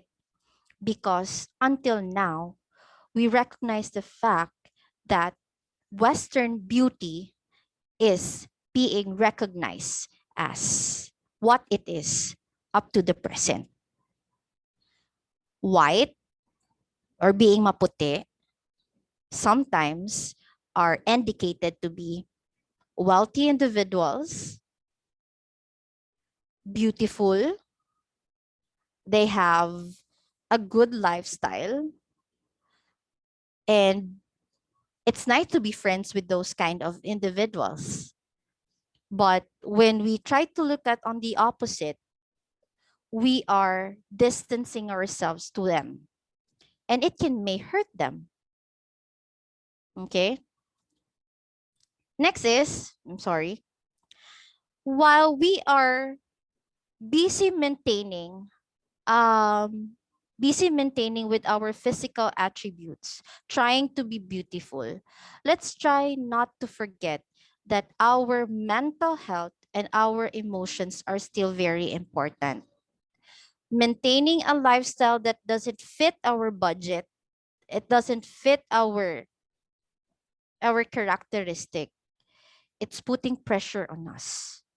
And if we keep on doing this kind of behavior, we are directly hurting ourselves and we are trying to get away the uniqueness, being natural.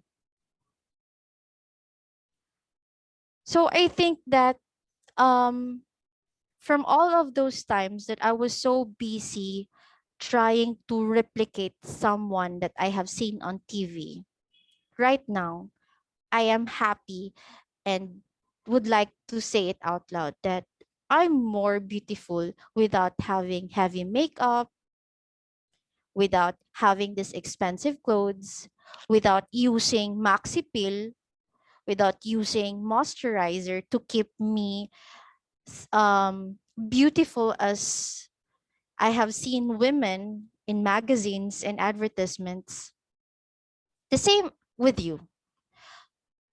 Young ladies, men, we don't have to please someone and to be affirmed because we copied someone from these platforms. It's more, it's more, what's the word?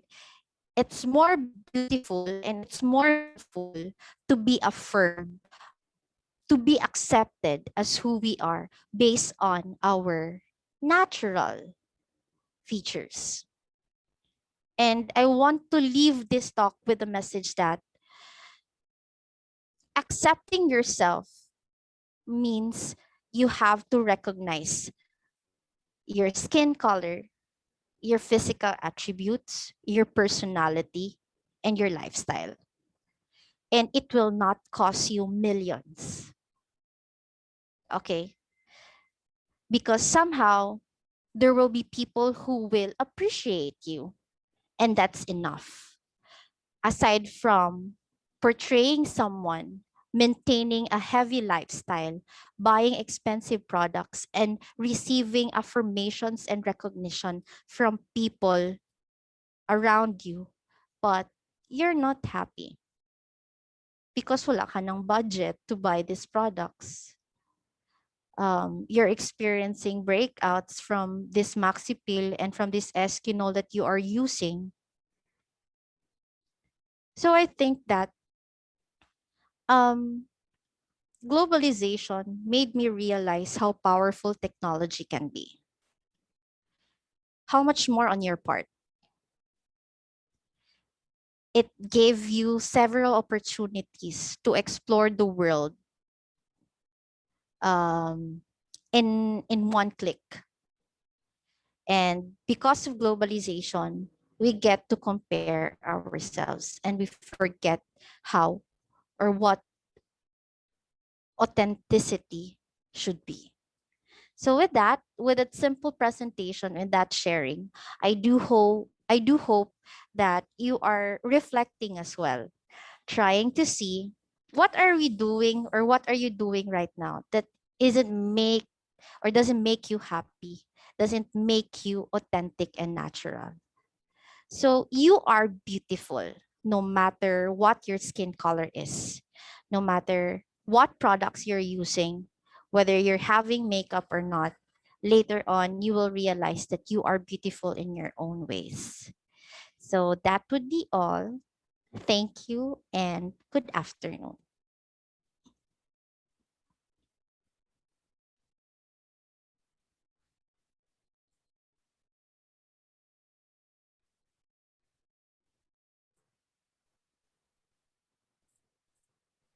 Thank you for that awe-inspiring talk, Mrs. Ramada.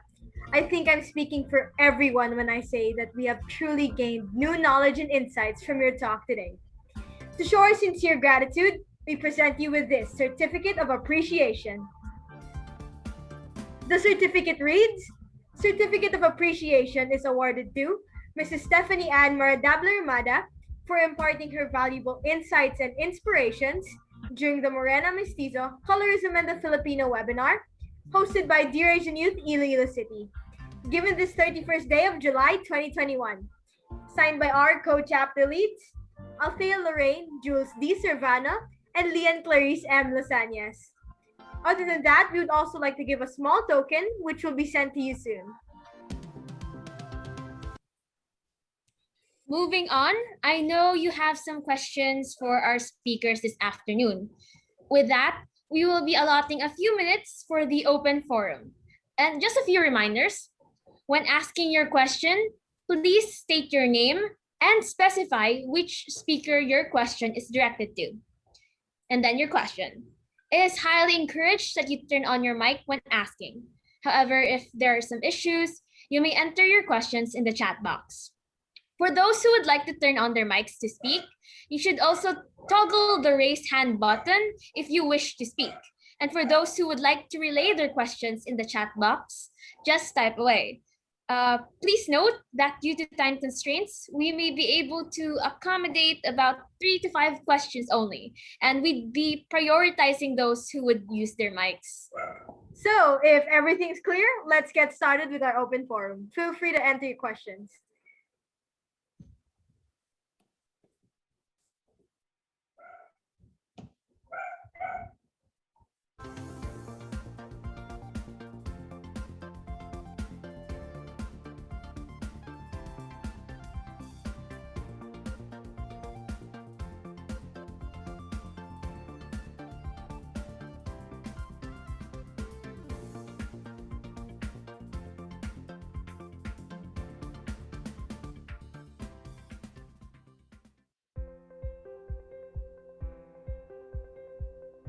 Okay, I think Ray or Rai, I don't know how to pronounce it, has a question. You can turn on your mic. Hello po. Good afternoon, everyone. Good afternoon. Hello po. Good afternoon. My name is Renino Ando Comendador and I am from Mindanao. So this question is for Miss Stephanie po. Yes. Hello. Hi. Good afternoon. Hello po, Miss Stephanie. So Yes. regarding to your discussion po kanina, I couldn't agree more about your opinion regarding to being natural and your inspiring experiences that allows you to accept yourself and also the effects of globalization when it comes to beauty standards. However, there's this one friend of mine that constantly buying beauty products in order for her to feel comfortable, in order for her to be lighter So my question, ma'am, is that is her opinion or experiences valid?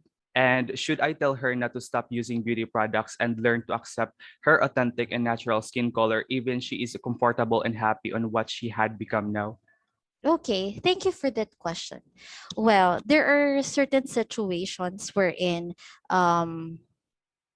ladies are comfortable with the products that they are using, and because of these products they felt more comfortable, beautiful, and it gives them a little bit of confidence in terms of presenting themselves to the audience or to the people around them. Well, let's recognize these emotions. If she's happy, then let's support her, right? If it makes her more comfortable, confident in her own ways, let's support her, because we are trying to um we are trying to recognize this simple emotions that she is feeling right now. I think she's happy with these products that she is using, right? Is she happy? Yes po. Okay. Can I ask a question? What po, ma'am? Pardon? Does she experiences negative effects because of using these products? No, ma'am. Before she was experiencing bully because due to her darker skin. However, Okay. after using those beauty products, she felt comfortable and her confidence was boosted po. Okay. So if that will be the case, you as her friend, I think you are supporting her, and her emotion is valid, right? If we're going to talk about emotions, we have to recognize that if she's happy and if there's nothing negative about those products that she is using right now, well, I think there's no reason for you to stop her. But I would also like to reiterate that we also have to remind people or our friends that they are beautiful on their own ways, right? Bullying will always be there. I think it cannot be avoided, but the best thing that we can do for our friends is we have to be honest with them. We need to guide them to have more more critical in terms of their decision making in terms of using this kind of products, but in your end you're telling me that she's happy and more confident, so let her be. But no, we have to recognize as well that we are beautiful in our own ways. I think that's something that she wanted to hear as well. If I'm not mistaken, women would like to hear that, of course. So that's it. Okay? Try to validate her from time to time and be there as a true friend, a genuine one to give an open and honest answer to her. Okay, so well said po, ma'am. Thank you so much. Okay, first question was done and it was a great discussion. So who else here has a question for any of the speakers? And just a tiny reminder, it would be great if for each speaker there would be 2 questions that will be asked from each of them. So you guys can chat in the chat box, or you can toggle the raise hand button and then you can freely speak your question. Okay, it seems that we have a question here from the chat box from Quinn. Her question goes as this. I think this is for Ma'am Stephanie. Hi, ma'am. Most of what we discussed in terms of how we perceive beauty was centered around women. What can you say about the prejudice against men who make the same efforts as women when it comes to beauty products and fashion, makeup, skincare, etc.? Okay, I like that question. Well, I would like to share another personal experience. One friend of mine is very particular in terms of routine, like beauty routine that women are usually doing too. So he's been receiving some comments like, "Uy, you're too feminine, or your behavior seems like pang babae." Okay, and then I heard him explaining that I wanted to make sure that I'm healthy. Even I'm not that handsome, but I look neat, clean, and I'm pleasing to the eyes of the people who are seeing me around. And that what matters most to him. Okay. So there are men, I think Sir can also try to justify later if this is correct. There are also men who are very particular with this kind of practices. Okay. There are men who doesn't really give a big time and effort in terms of consuming beauty products and maintaining a good sense of fashion just to please everyone. So, lain-lain. It varies from person to person. But we also have to hear them out explain before we judge men who are particular to this kind of behavior. And for me, there's nothing wrong with it if he is doing the same thing like women do, just to make him feel confident and beautiful. But again, we have to recognize the authenticity within us. Accept it. And then, well, it makes us happy. Just like that. Okay? Thank you. May I, Okay, may I I'm add something lang sa ano? May I add something to what mom said? okay, sir. All right. So just to add, no, historically, it might surprise you to find out the kinds of men who actually spend more time beautifying themselves than women. Um, so if you take a look at all the history that has passed, you will find that in some societies, actually many societies, it is the men who actually spend more time beautifying themselves. It just so happens that in our day and age, the target market of beauty products are women. So it kind of like it's everyone's now so used to the idea that it is the women who actually beautify themselves. But think about the Spartans, the samurai, Macedonian Falangistas. the British Dragoons, people who, the Persian immortals, people who are notorious or maybe famous for being real badasses. People who are so fearsome, and then you realize that they act part of what makes them fearsome. Part of their routine is beautifying themselves. So I don't really think that there's the stigma. I think comes from the more recent marketing schemes that you have. Not really has to do anything with the reality of human history. At least that's my opinion about it. Okay, I like that our conversation about this is getting more fleshed out. So moving on to the next person who would be asking their question. Dana or Dana, you can open your mic now.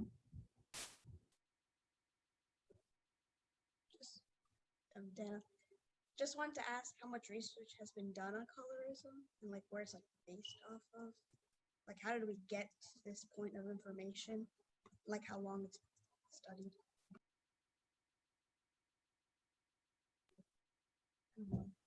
Hello. Can you state who that question is targeted to? Thank you.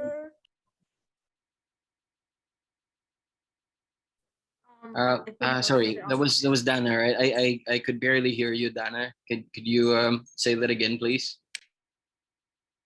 I want to ask how long we've been studying colorism and where the research has been like based off of. Like how do we get to this point of information that we know now, or how long it's affected places? So the question was, how long have we been studying the phenomenon of women kind of like beautifying themselves? Is that right? I just want to know how long we've been studying it, how long it's been like, I guess a term that people have realized, and like, just. Or well, beauty is this. We've been studying it for a really long time. If you're talking about like scientific journals, scientific articles about it, then it's something that really happens more towards, say, I'd say probably the Victorian era. But when you're looking at how people paid attention to, as a terms of research, how people paid attention to how the rest of the world beautified themselves, well, it's pretty much been there since the time of Herodotus, the beginning of history as a discipline. When they systematized the way that they analyzed certain things. So you're talking about you're talking about 2,000 years plus another 3,500, so about 5,500 years worth of history where people were paying attention to the subject of beauty. Oh, I got a note here. It's colorism that you wanted to know about, right? Not beauty, is that right? Yes. Okay. So, all right. Off the top of my head, I'd have to say it is a post-colonial. It's a post-colonial thing, right? It's a post-colonial phenomenon. So most of it really emerges at the end of the Second World War. When you get to the Second World War, that's the time when the modern nation states are born. That's the time when most countries stop being a colony of some other country, right? So the moment they stop being a colony of some other country, the moment they become conscious about say the subject of the nation state or the nation, then they start asking questions about themselves. If you try and analyze, for instance, the way that we perceived what Filipino is, the most intense times that we perceived about the concept of race is after we separated ourselves from the United States, right? So it's actually at the end of the Second World War. And then you get towards, say, the 1980s and the 1990s when capitalism kind of goes into full swing. and we revert back to a different kind of a different kind of stereotypes, a different kind of biases or preferences, mostly defined by the types of advertisements that you would have. And what's interesting about this is that many of us are actually not aware that we are being, I guess, maybe subconsciously manipulated into buying into a certain way of thinking. So you really find that subject of colorism emerge at the end of the Second World War, and then it takes different stages. Academically, it goes through different sets of stages. From the 1980s onwards. I hope I was able to answer your question. Yes, sir. Thank you so much. Thank you. Thank you, sir. I think that everyone is learning so much from this open forum. Well, moving on. Sadly, since we're out of time, this will be our last question from Andrea. So feel free to turn on your mic. Hi, good afternoon, everyone. I'm Maria Andrea Alacapa, and my question is for Sir Ray. So my question is, do light-skinned people also experience colorism? That is a really interesting question. I study post-colonialism. And one of the things that was very glaring when you start studying post-colonialism is that you begin to see the different kinds of marginalization. So the different ways in which groups of people are being shoved to the side. And what you would find in today's world, probably the most marginalized of all, if you were to be very strict about it, the most marginalized group of people are straight, white, Christian men. They're the most marginalized. What's funny is that they used to be the ones who were kind of like in power. So, the realities of, say, the 1800s, the late 1800s, was that it was the Christian straight male whose voice was the strongest. And then you find that in the world today, especially after the 1980s, when, I don't think I need to mention the names of the authors, but when certain groups of people start publishing their works, then the voice of the straight white male diminishes, almost to the point that you really are going to pity these guys for not doing anything. They were just simply born into a time when it was a different set of consciousness. So if you're going to ask if white people get kind of, they can kind of get marginalized for being white, certainly that is a thing that happens. And the danger of, say, colorism is that you don't want to do the exact opposite. You don't want to kind of like, say, fight for your rights or your advocacies, but at the expense of someone else. So that's the danger. When you try and push your own identity so much, it's actually pushing other identities over to the fringes. That's already something you have to keep an eye out for, because you're going to turn into the same monster you're trying to fight, if that makes sense. Very well said, sir. Thank you so much. Okay, since that was our last question, that was very engaging, that the whole discussion. However, that ends our open forum for this webinar. I'm really sorry. Thank you to everyone who asked, and hopefully our dear speakers have your curiosity. Steph has a question for Sir Ompoy. Okay. Sir, good afternoon. Oh, hello, this is... This is... Hello, ma'am. Yes. Okay. Was there a certain period in history wherein the standards in beauty, the standards in society when it comes to beauty was based on men alone?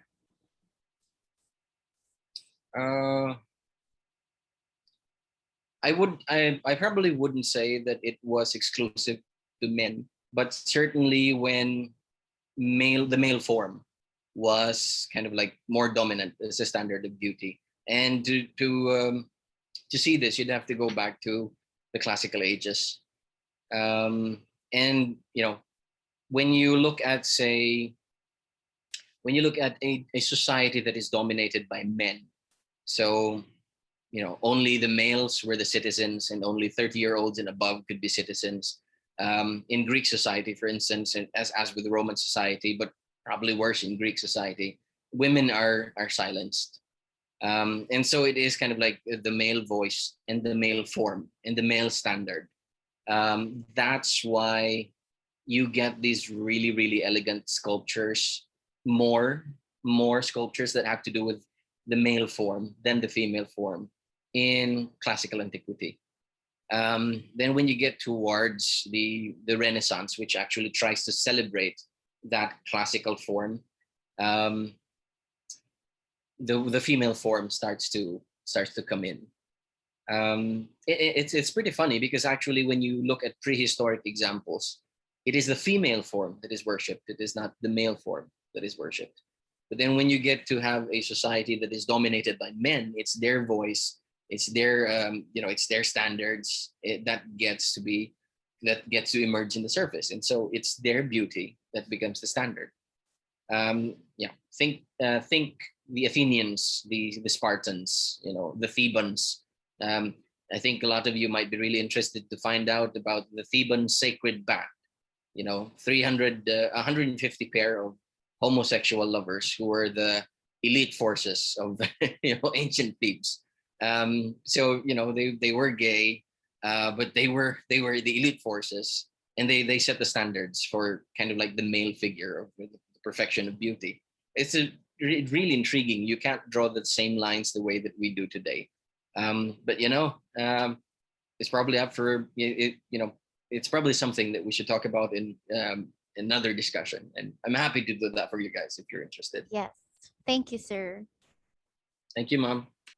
Wow, well, I feel like I'm getting one of the most interesting and engaging history lessons I've ever gotten in my life. So, since there are a lot of questions, we'll accommodate two more. So this question is from Eureka. They ask, good afternoon, how to handle a person who discriminates physical appearance or beauty? And this is a question for both speakers.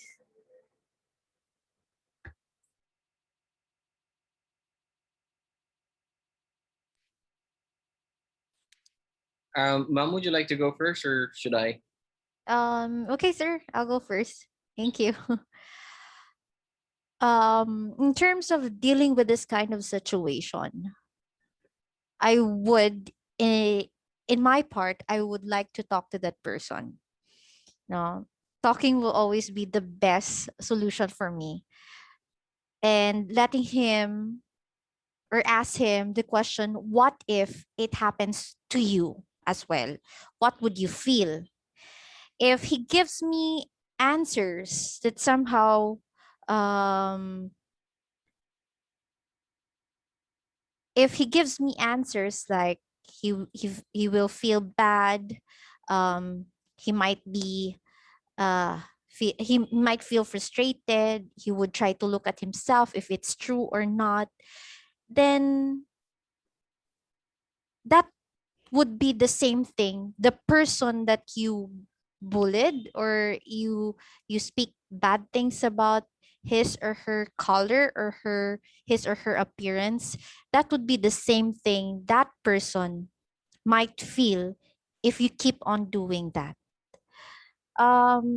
Based on experience, teenagers or young individuals right now, I think we don't need to get mad at them. I think it's more appropriate if we let them experience, if we talk with them and give them the opportunity also to think about what other people might be feeling if they have the same situation. And that's my answer to your question. Thank you. Sorry, Quinn, I don't know if I should actually take this answer because I might give you a very tito kind of response. See, here's the difference between men and women. I don't know if you can see the difference in your school, but say when a woman sees competition. So when someone tells a girl, I'm more beautiful than her, the this is based on my own experience, so I don't really know how accurate this is. But women get really, really disturbed by that, and so they internalize it. They start asking questions about themselves. They start examining themselves. And here's the difference with guys. Guys are so vain and so self-centered that they will actually say, "I don't really care. I'm more handsome than you." Uh,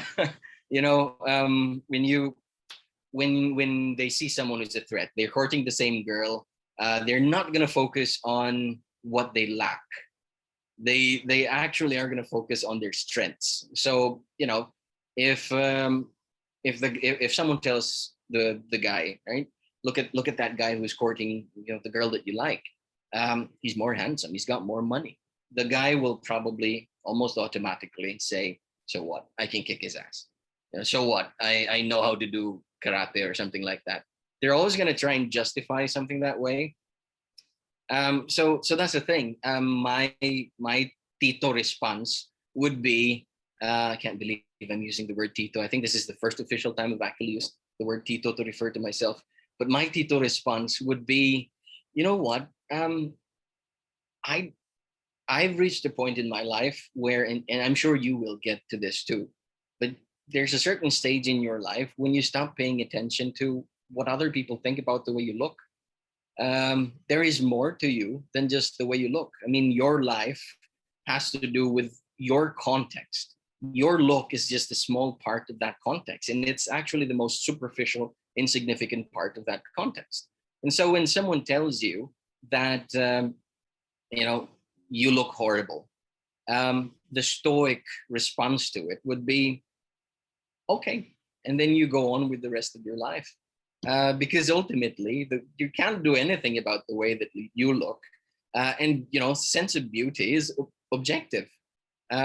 Subjective. That person's standard of beauty is different from someone else's standard of beauty. So it's not exactly like the other person is right. The real question is how much you allow that to disturb you. So if you want to be really stoic about it, you shouldn't really allow that to disturb you.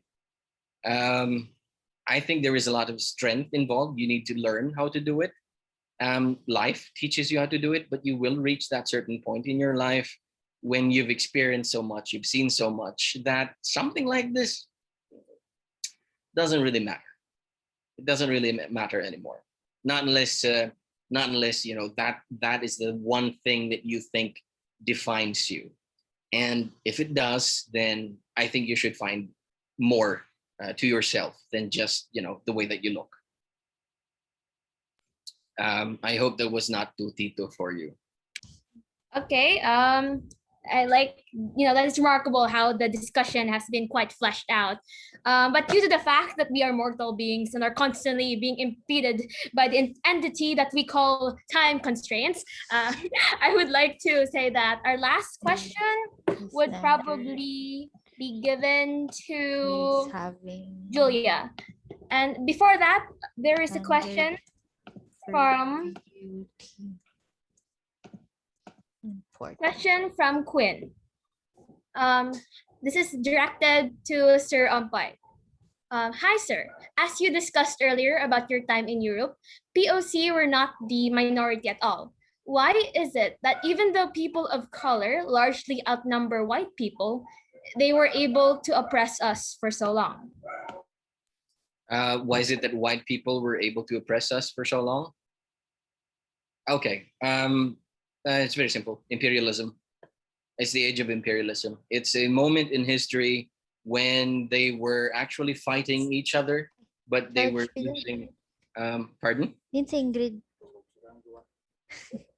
Sorry.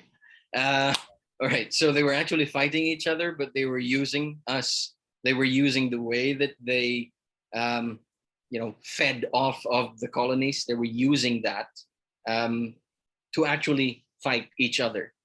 So off the top of my head, if you were to ask me why were they able to oppress us for so long? On one hand, the age of colonization, the age of imperialism. On the other hand, I'd go back to what Rizal said. There are no slaves. There are no tyrants where there are no slaves. We got oppressed because we allowed it. Simple as that. Correct. I definitely agree. We have room for 2 more questions. So here's a question from Archie. So good afternoon. This is for Sir Ray. For years, Black people have tried peaceful protests and it has caused no change. Last year, George Floyd was murdered. Why is there so much violence about racism? And I can't understand the rioting and looting at all. Thank you.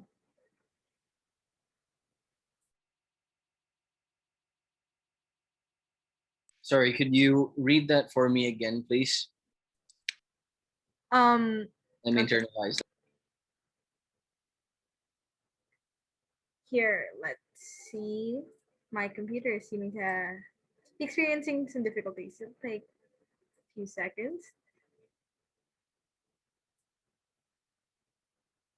Okay, so for years, Black people have tried peaceful protests and it has caused no change. Last year, George Floyd was murdered. Why is there so much violence about racism? And I can't understand the rioting and looting at all. Thank you. I have to be honest about this. This probably is a little bit more contemporary, and I have to admit that I don't think my opinion about it would be, the well-informed one. But maybe what I could say is that both sides, both cases, whether it is racism against Black people or racism against white people, this is something that is being played by the media. This is something that is very difficult to ascertain, whose voice is stronger, which reality is stronger. Because you'd find out, for instance, that everyone would go crazy about the death of a Black person. Say if a white cop killed a Black, a Black kid, for instance, everyone's gonna go crazy about that. But somehow everyone seems to be just apathetic about the Black on Black crimes, the Black on Black deaths. So there really is some more unpacking that deserves to be done there. It seems like the media is somehow feasting on a particular set of narrative. What I could probably say is that the world is a bit more complicated than that. And certainly the world is not as dark or fixed in the way that, say, the media would portray to be. I guess what I'm trying to say is that I think that the little evil things that happen, the little bad things that happen, tend to be expanded so much that they appear to become the status quo. But there is so much more to human beings than these kind of like these separate examples. Do I think that racism still exists in one form or another? It does. But I do also believe that it would be hypocritical for us to only look at one side of this particular phenomenon. So I think that there really has to be a lot more unpacking that has to go on before we can make any decent commentary about it. I don't know if I did justice to the question there. Okay, again, due to time constraints, we would be able to accommodate about only one last question from Julia Morente. And the question goes like this. Good afternoon. Something I picked up from both speakers was something about how your attitude affects the way you see yourself and others. For me to understand this better, how will understanding my attitude about skin color or colorism change or affect my view of the world or things I consider personal? Thank you. I think this question is addressed to both speakers. So if Mom Stephanie, if you would like to speak first to answer Julia's question, it would be great.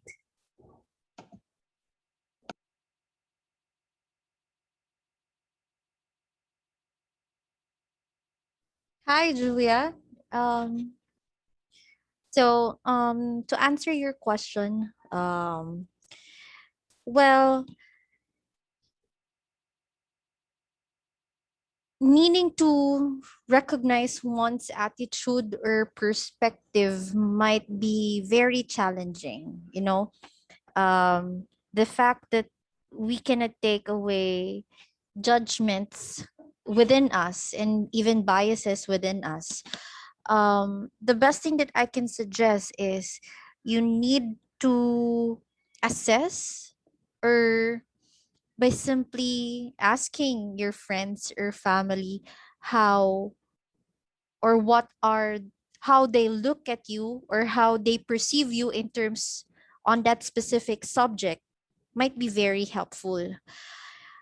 In my case, it was very challenging. It took me years until now to accept how I look at things, especially in terms of standards, in terms of how I look at people, how I deal with this kind of issues, you know, because there is something that we learned inside our house that might be different when we go outside our house.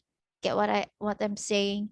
No, our culture, our practices might be different from other people, and it will give us a moment or a particular period of time to change it, or maybe to acknowledge it.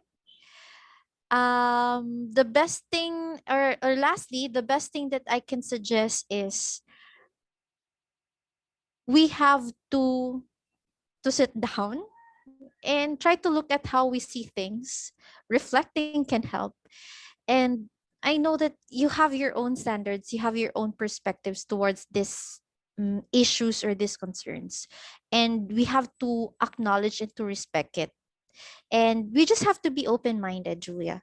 There will come a moment in life or in your life that you will change how you look at things, or your perspective will have the same perspective when you were little or until you grow up. So we just have to recognize it, respect other people so that they can respect your own perspectives. That's it. Simple as that. Thanks for your question, Julia. Maybe what I'd do is I'd like to point you back to my challenge to everyone earlier, um, which was about actually dropping the whole colorism thing. Um, you know, my mind will always be my mind regardless of how I look. It doesn't the way I look doesn't do anything with, say, the way I behave or the way I treat other people. So in that sense, skin color really is something that um, you know I think you should just drop it. You should start looking at people's souls. And the moment that you understand how you kind of like package the rest of the world into certain categories, the more you can assess your response to the world. So my advice would probably be to um, start looking at, go Buddhist on it, go Catholic on it, go Christian on it.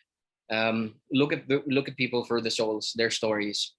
Drop the whole categories, whether it has to do with the economic categories or political categories whatsoever. Just look at the average soul of the person. But there's another side to it, of course. It's if other people start to look at you using that framework. Well, I'd probably say you can go back to the first three advice I gave, which is um, study it, and then try to inform them if you could, as politely as you could, and try not to be affected by it so much, because you can keep thinking about what you think about the way I look. And one of my favorite sayings is that when you're a lion, you shouldn't really care about what sheep think about you. And the way that you look, the way that the color of your skin, really is very minute in the grand scheme of the universe. It's nothing. Your soul is the one that's actually more important, and I think that's what you should focus on. Okay, so the questions kept coming, and there's nothing inherently wrong with that. It would be superb if we're able to articulate and discuss the entirety of what we all have in our thoughts. But alas, that ends our open forum for this webinar. Thank you to everyone who asked, and hopefully our dear speakers have fed your curiosity. But remember this conversation, it's important, it's vital in our society for development and our growth as Filipinos. But this conversation can go more, transcend past this webinar of Day Iloilo. You bring this discourse into reality. So before we end today's event, let us welcome another one of our chapter leads, Lian Lasanias, for the closing remarks, and to be followed by a short photo op. So, am I heard? Okay. Yes. So, good afternoon, everyone. As we end today's event, first and foremost, I would like to express my gratitude to our speakers for their valuable contribution to our very first webinar.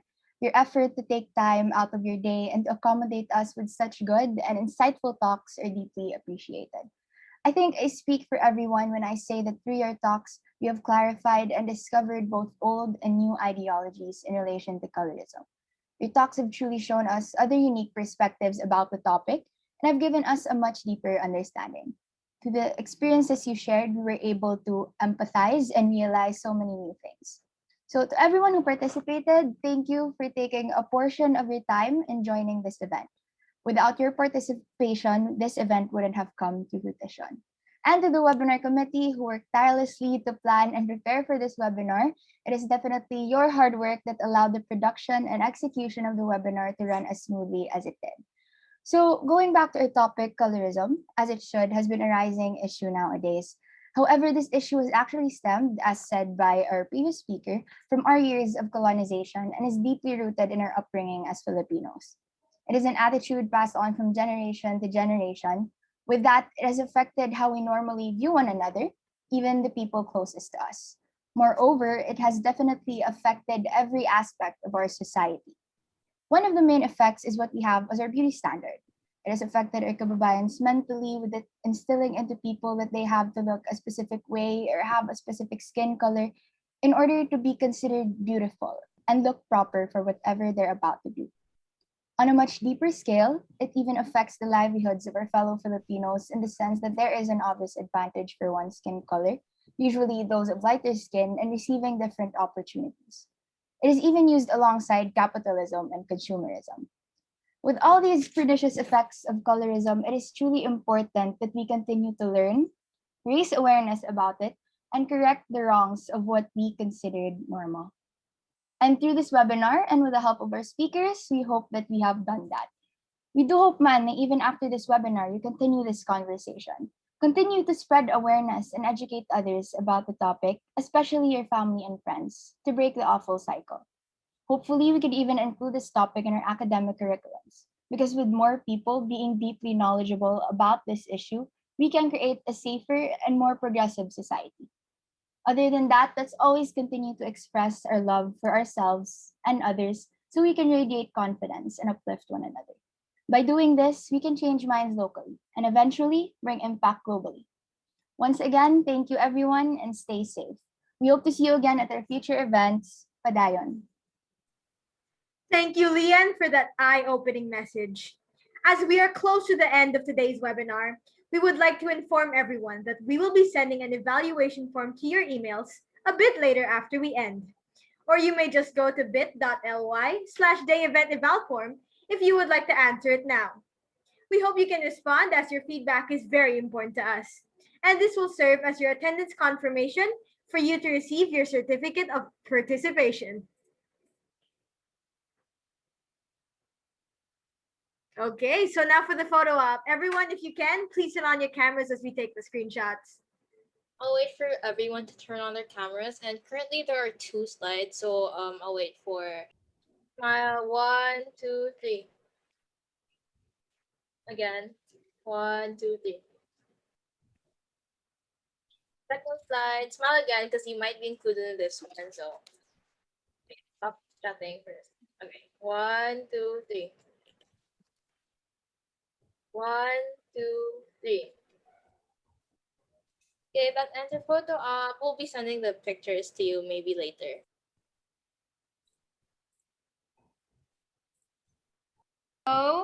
So that's all for today.